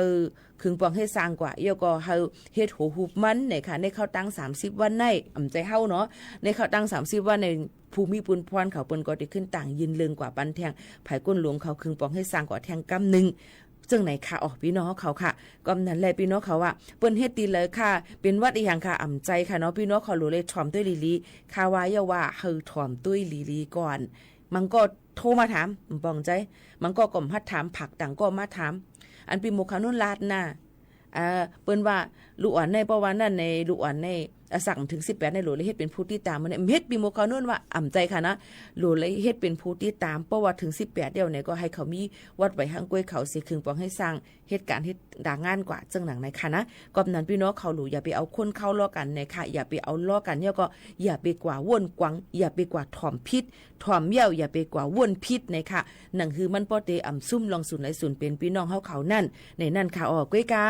เพราะว่ามีลองเปลี่ยนป่ายแหลกลายจึงหือเฮาตื่นเตมาอุบโอหมอกลาดต่อแต่แค่นี้ฝากตวนจู้ถึงพี่น้องเขาอยู่อำห้างค่ะข่าวเงาเทียงอันนึงเกี่ยวกับไปลองจ้าเจออันอยู่ไม่เมืองไทยหึงนาน15ปีคืนเนื้อกอลีอันมีไว้วัดไว้จำหนังเปิงมติครม.มือวันที่29เดือน10มือปีกายป่นมานั่นเปิ้นเฮากว่ายืนย้อนสถานะในนั้นค่ะมันติมีอยู่2จุ้มที่1จะเจออันเข้ามาตั้งเมืองจึงไทยหึงนานแลมีไว้วัดไว้โหโฮกมีไว้วัดไว้โห089เข้าเมืองอยู่จ้อมหนังถูกแมนจ้อมหนังเปิงมติครม.อันเปิ้นตำวางไว้นั่นเฮากะยืนย้อนสถานะต่างดาวถาวรจ้อมหนังมาตรา7ในนั่นค่ะ ตอนน่ะมาตรา17ในค่ะเนาะพี่น้องเขาค่ะย่อก็เพราะว่าเป็นลูกอ่อนเกิดเมืองไทยมีไว้วัดไว้เกิดไว้รับห้องการเกิดตั้งเมืองจึงไทยอำนั้นก็แม่มีไว้วัดไว้โห089ก็เลยก็หนึ่งนั่นในค่ะเพราะว่าถูกแมนเข้าเปิงตราหว่างจอมหนังอันเปิ้นต้องวางไว้มือเปิงมาตีคราวมาวันที่29เดือนธันวาคม10ปีกายป่นมานั่นเฮาอ่อนเอาลูกอ่อนนั่นกว่ายืนย้อนสถานะสัญชาติกว่ายืนสัญชาติไทยไรในนั่นค่ะก้อยกาพี่น้องเขาเตเลยมีเอกสารหลักฐานพี่น้องเขาเตเลยมีมือกับโตวัดเฮานั่นค่ะเนาะยก็ทะเบียนบ้านทะเบียนประวัติแบบ89ทะเบียนทร38คในนั่นค่ะยก็ลองมาเป็นวัดไว้เฮาค่ะนั่นเป็นกลุ่มอีหังเทียงหรืออะไรกว่าด้วยเทียงสังว่ามันเหมือนกันมันเปิงกันในจึงเอาหลักฐานเงาหักศักดิ์ศรีเฮาค่ะนั่นกว่ายืนให้เจ้าหน้าที่ภายลุ่มใจเว้งอันเปิ้นออกปันวัดไว้เฮาค่ะนั่นเฮาเปิ้นแกลิดปันค่ะเฮากว่ายืนนะคะองตีไผ่อำเภอตีลุ่มใจเว้งพี่น้องเขาเฮ็ดไว้นั่นกูอันจอมหนังตีนั้นนั่นค่ะเนาะก็ต่อว่าถึงวันที่29เดือน6 2เฮงปลาย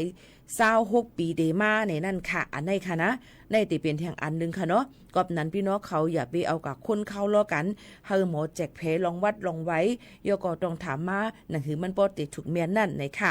กำนั้นพี่น้องเขาถามมาล้วนค่าในอาซัก24 25มันห้องลูกอ่อนเนี่ยค่ะเนาะป้อเปิ้นคำว่าเด็กอันว่านั่นเด็กในป๋องว่าอาซักอำไปถึง15พอ15เต็มนั่นเปิ้นห้องว่านางสาวอำนั้นก็เปิ้นห้องว่าหนุ่มยิ่งหนุ่มใจหาไทยเยาวชนขึ้นกว่าจึงไหนค่ะพี่น้องเขาค่ะก็นั้นพี่น้องเขาลองเปลี่ยนป้ายไปวนเดี๋ยวก็ถ่อมข่าวเงาเยาในก็ถ่อมให้มันถูกเมียนเดี๋ยวก็เอาสืบหมอกลาดกันให้มันถูกเมียนเสกำเนี่ยค่ะในเป็นคอทุกย้อนค่ะเนาะกำนำเพราะว่าลงวัดลงไว้เนี่ยก็อันนั้นว่าอันไหนว่าให้ในค่ะเนาะเดี๋ยวก็ผักฟังไว้ปันก้นหยอกแลนกินกันเจิงหนังไหนจ้อมเนี่ยค่ะเอาตื้อตั้งอ่างอันนั้นอ่างอันไหนเสมาหยอกแลนกินเจิงในก็หลูเลยฟังกันไว้จ้อมในนั่นค่ะกับปานตะเหลียวในกับปานIT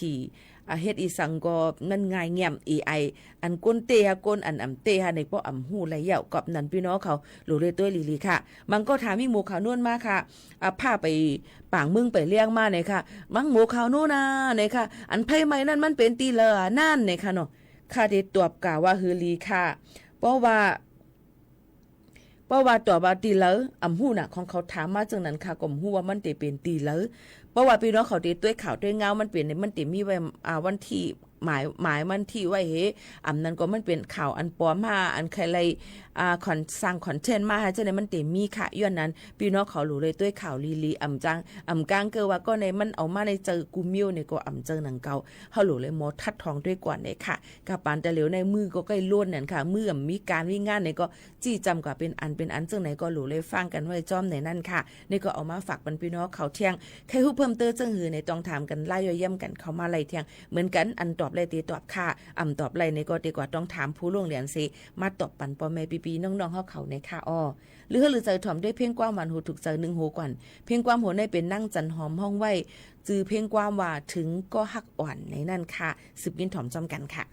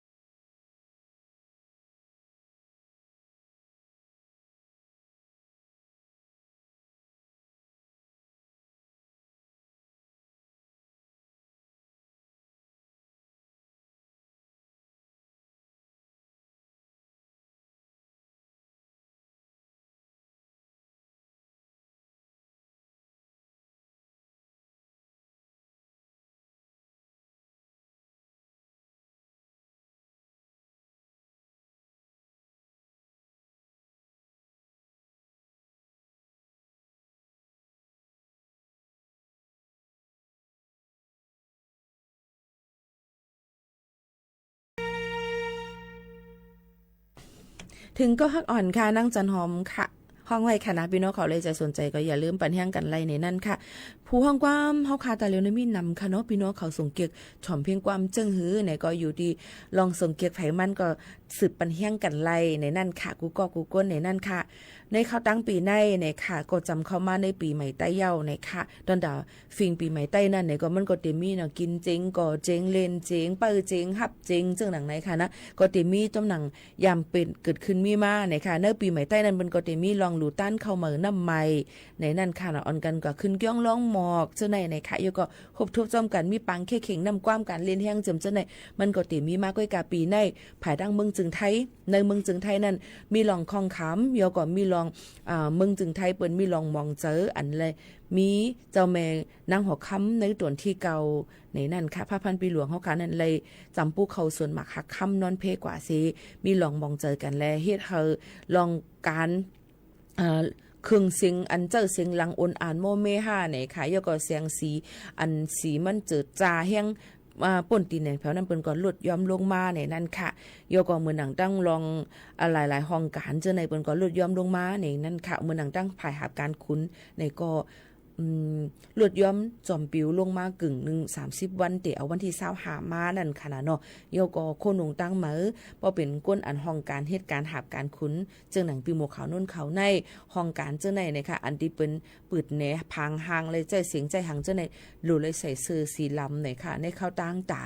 ไว้ลองมองเจอในข้าวตั้ง1ปีในนั่นค่ะพี่น้องเขาเยาก็ก้นจะเจอเป็นข้าววันก้นเมืองนั่นเนี่ยก็เป็นก็ย้อนตั้งห่มมือทุกย้อนในนั่นค่ะให้ไว้ลองมองใจใส่เสื้อโคอันสีอำเภอสีอันมันเศร้าว่ามองสีลำเจ้าในกว่าจิมเจ้าหนังไหนค่ะอันนั้นก็ภายใส่ไว้ริบบิ้นสีลำเจ้าในก็ไล่ในค่ะมันก็เต็มมีจังไหนในนั่นค่ะเกี่ยวกับเลย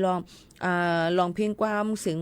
อ่อนอันหลังเจ้าในก็เปิ้นให้ลดยอมลงมาเปลี่ยนไปหลายๆลอกลายมันจังหนังไหนค่ะเปิ้นก็ว่าอำเลยห้ามก็กะว่าเกี่ยวกับไปลองหู้ออกไปวนกวนอันคึงปองให้สังนั่นก็ติหู้ลีว่าถูกเฮ็ด5อำถูกลีเป็น5ในอันนี้ก็อำแค่ให้ตุ้มตื้อจังหนังไหนค่ะเนาะนี่ก็เป็นลองมาจังหนังไหนในค่ะยังพองตะเหลวก็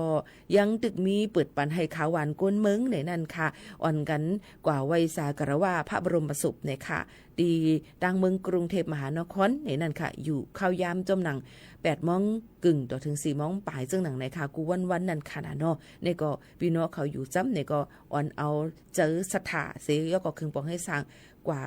โฮมไว้ลุไว้สาไหลเหมือนกันในนั่นค่ะยก็ยังแต่มีภายถ่ายทอดเสียงเงาหางเสียงออกมาดังทีวีดังหลายๆสื่อหลายๆตีในนั้นค่ะเมื่อกลางในเจ้าในก็มีลองการถ่ายทอดนั่นค่ะถ่ายทอดเสียงถ่ายทอดสื่อในนั่นค่ะก็ลองตั้งหลายอันในนั่นค่ะก็มาฝากตอนทุกถึงกันหมังวันมาเฮาค่ะก็ติดชบกันสังเจอว่าอ่ำตุ้มเตอข้าวยามตอนดัดจัดรายการนั่นสังเจอว่ามีข้าวยามตอนดัดจัดรายการเดี๋ยวสิมีลองนาการลำลองเสียนอันในก็ติอำเลยฮบทุบจ้อมบ่แม่พี่น้องเขาในแค่นดอกพี่น้องเขาป่องเจอกันเสกำในนั่นค่ะก็มาฝากตอนให้เลยฮับผู้จ้อมกันจึงหนังในค่ะพี่น้องเขาค่ะมาถ่อมด้วยแทงในค่ะพี่น้องเขาค่ะที่มีวันลือน้ำในนั่นค่ะอำนั้นก็เพราะว่าเขาค่ะมีข้าวยามจูเก็บกำนั่นลองลือหายมอยนั่นมันติดเถียมปันเฮียงตัวเฮียงใจเขาค่ะให้เขาค่ะมีลองเฮียงจื่นขึ้นมาคึงปองให้สั่งกว่าไรเทียงจังไหนค่ะในวันลือนั่นตีไรเฮ็ดอีสังพองในค่ะมันก็อำเลยตั้มมักไว้นั่นค่ะนะเนาะเปิงตายเสียตาก็สั่งว่าหมอเจอให้ข้าวยามให้มันมีพรหลีดอนตาเฮาค่ะที่อยู่กว่าในวันลือนั่นเนี่ยจึงมันก็ติเป็นรองอันดีตอนตาในเพราะว่าจัดปานเฮาค่ะในนั่นค่ะ1เฮาค่ะถูกดีเลยนอนให้มันอิ่มค่ะนอนให้อิ่มในนั่นค่ะแล้วก็ต้มโฮมกินตั้งยำอันเฮาค่ะไหลเจอใครกินนั่นนะคะเฮาค่ะใครกินเพชรสมจึงหือ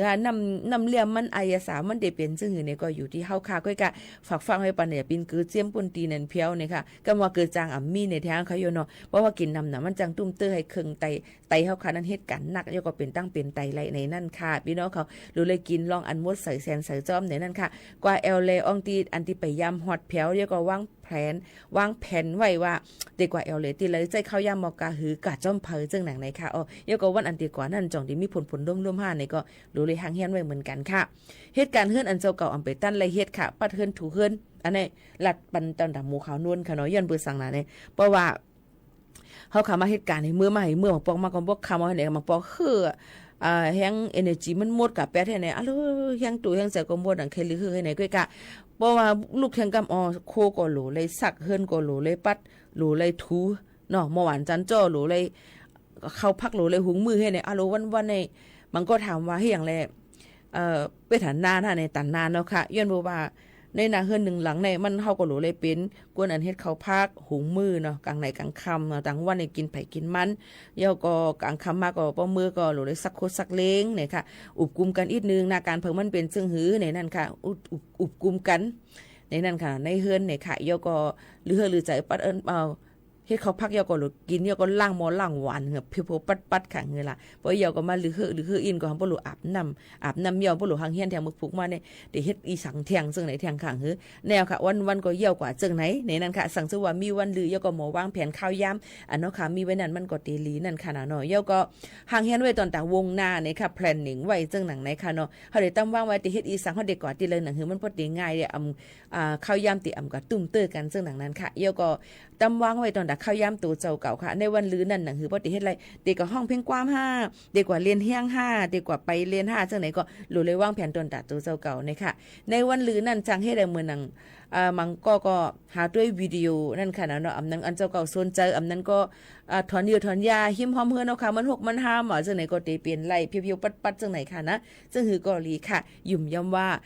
ป้อเฮาค่ะหมอใจข้าวย้ำเฮามีกาขันนั่นมันตึ้นเป็นพรดีตอนตาเฮาค่ะเตว่าในนั่นค่ะกำนั้นพี่น้องเขาอย่ากลุ่มกว่าตีไล่น้ำพ่นตีนะคะกำนำพี่น้องเฮาค่ะในเพราะว่าอีหยังอินก็ไปตั้นถ่อมปลายมันไปตั้นถ่อมป้อสู้ทำป้อว้าวเนี่ยไปเลยตีป้อตั้นเยี่ยวจังนั้นค่ะเนาะย้อนนั่นแหละเขาหาหนังกันหนูเลยมอหักกันเพศสังกรลันเขาหยาบจึงหนังในเขาเอาลองลีเข้าจู้หากันเอาข้อความลีเจอตื้อต่อกันเอาหน้ายุ่มยายอ่อนเฮหายุ่มต่อกันจึงในตีเป็นตื้อตั้งอันลีค่ะย้อนนั่นแหละเพราะว่าตัวใส่เฮาคากัดจืนเย็นใจลีเปิ้นหันเฮาก็เปิ้นก็ติกัดจืนเย็นใจเมื่อไหร่ที่เปิ้นหันเฮาคาหน้าหูหน้าตูหูตาเนี่ยค่ะใจสุกใจซักเปิ้นก็ติสุกซักจอมเฮาค่ะจึงนั้นค่ะฝากไว้ปันกูก็กูก้นค่ะข้าวยามมุดเซงค่ะไข่ผัดก็เตเลยยานเย้ายินจมขอบใจถึงพี่น้องผู้ปันเฮียงเฮาเขากูก็ดีไว้ข้าวยามมีกาคันมาถ่อมจำกันที่ในเฮยกูก็กูก้นอยู่ลีกินหวานก้างยานเพ่เขียนกันอย่าลืมค่ะนะวันที่7ถึงวันที่10ในหลายๆองค์ตีเจจังทบยาฝนลมหลงฝนตกน้ำท่วมน้ำนองฝากฟังกันไว้จ้อมกว่าไรไปไรให้รถเพ่เขียนกันค่ะเมื่อในข้าวยาหมดเซงผัดยันพี่น้องเขาเมื่อกว่าก่อนส่งขึ้นมาหบมาทบจ้อมกันเที่ยงเฮยอยู่ลีก้างยานเพ่เขียนกันกูก็กูก้นในค่ะมอนค่ะเหมือสูงค่ะ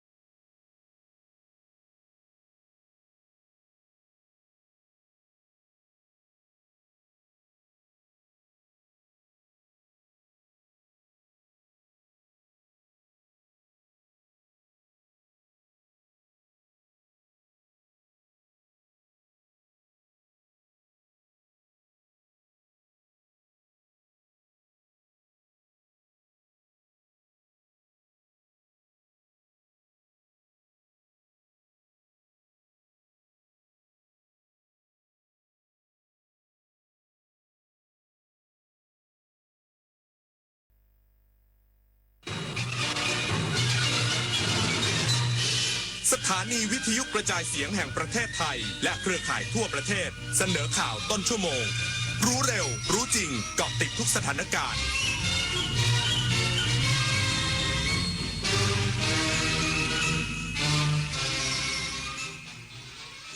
รับฟังข่าวต้นชั่วโมง 23 นาฬิกากับยุทธพรบานเย็นครับรัฐมนตรีประจำสำนักนายกรัฐมนตรีร่วมกับสภาองค์กรของผู้บริโภคบูรณาการความร่วมมือคุ้มครองผู้บริโภคอีกสักครู่กลับมาติดตามรายละเอียดครับโครงการพัฒนาระบบกสิกรรมด้วยศาสตร์พระราชาช่วยส่งเสริมอาชีพให้เกษตรกรโดยรวมกลุ่มเพื่อช่วยเหลือตนเองและช่วยเหลือซึ่งกันและกันให้มีความเป็นอยู่ที่ดีสร้างความเข้มแข็งในระดับชุมชนแต่ละพื้นที่อย่างเหมาะสมต่อเนื่องสู่การพัฒนาที่ยั่งยืนเพื่อให้เกษตรกรสามารถดำเนินชีวิตได้อย่างมั่นคงด้วยหลักเศรษฐกิจพอเพียงศาสตร์พระราชาปวงประชาเปี่ยมสุข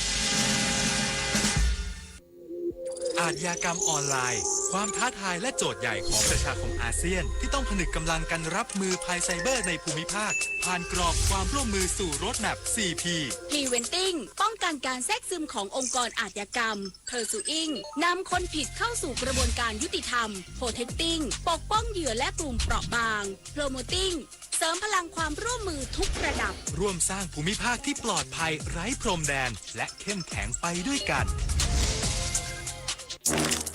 ดินถล่มภัยพิบัติในช่วงหน้าฝน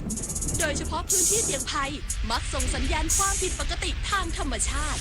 สังเกตพบสัญญาณจากฝนที่ตกหนักนานกว่า6ชั่วโมงระดับน้ำในแม่น้ำลำห้วยสูงขึ้นเร็วและดินอยู่ในสภาพชุ่มน้ำผิดปกติน้ำเปลี่ยนเป็นสีเดียวกับสีดินภูเขาได้ยินเสียงการไหลของโคลนให้รีบอพยพอยู่ห่างจากลำน้ำให้มากที่สุดและโทรขอความช่วยเหลือสายด่วนนิรภัย1784เยาวชนคือพลังสำคัญในการขับเคลื่อนอาเซียนไปข้างหน้าประเทศไทยพร้อมสนับสนุนเครือข่ายเยาวชนอาเซียนให้แข็งแรงเป็นมิตรและรวมพลังด้วยการสนับสนุนเครื่องมือดิจิทัลและพื้นที่ให้เยาวชนได้แสดงออกลงทุนในโครงการพัฒนาเยาวชนสนับสนุนความร่วมมือข้ามพรมแดนและส่งเสริมการเข้าถึงการศึกษาทักษะสำหรับอนาคตอย่างเท่าเทียมเยาวชนอาเซียนคือพลังสร้างอนาคตรัฐมนตรีประจำสำนักนายกรัฐมนตรีร่วมกับสภาองค์กรของผู้บริโภคบูรณาการความร่วมมือคุ้มครองผู้บริโภคพร้อมกำกับแพลตฟอร์มออนไลน์ให้โปร่งใสและเร่งรัดนโยบายให้เกิดผลเป็นรูปธรรม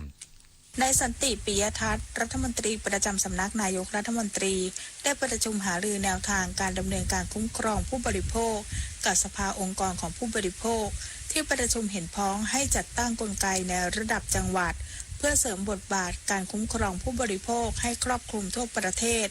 รัฐบาลได้บูรณาการความร่วมมือทุกภาคส่วนในการคุ้มครองสิทธิผู้บริโภคตั้งแต่ชั้นไกล่เกลี่ยไปจนถึงชั้นฟ้องร้องเพื่อให้การช่วยเหลือผู้บริโภคทุกจังหวัดเป็นไปอย่างมีประสิทธิภาพและต่อเนื่องนอกจากนี้ยังเห็นชอบผลักดันกฎหมายคุ้มครองผู้บริโภคที่ซื้อสินค้าจากผู้ประกอบการหรือผู้ผลิตแล้วมีปัญหาหรือข้อบกพร่องซึ่งการคืนหรือเปลี่ยนสินค้าจะใช้เวลานานทำให้ผู้บริโภครู้สึกว่าไม่ได้รับการคุ้มครอง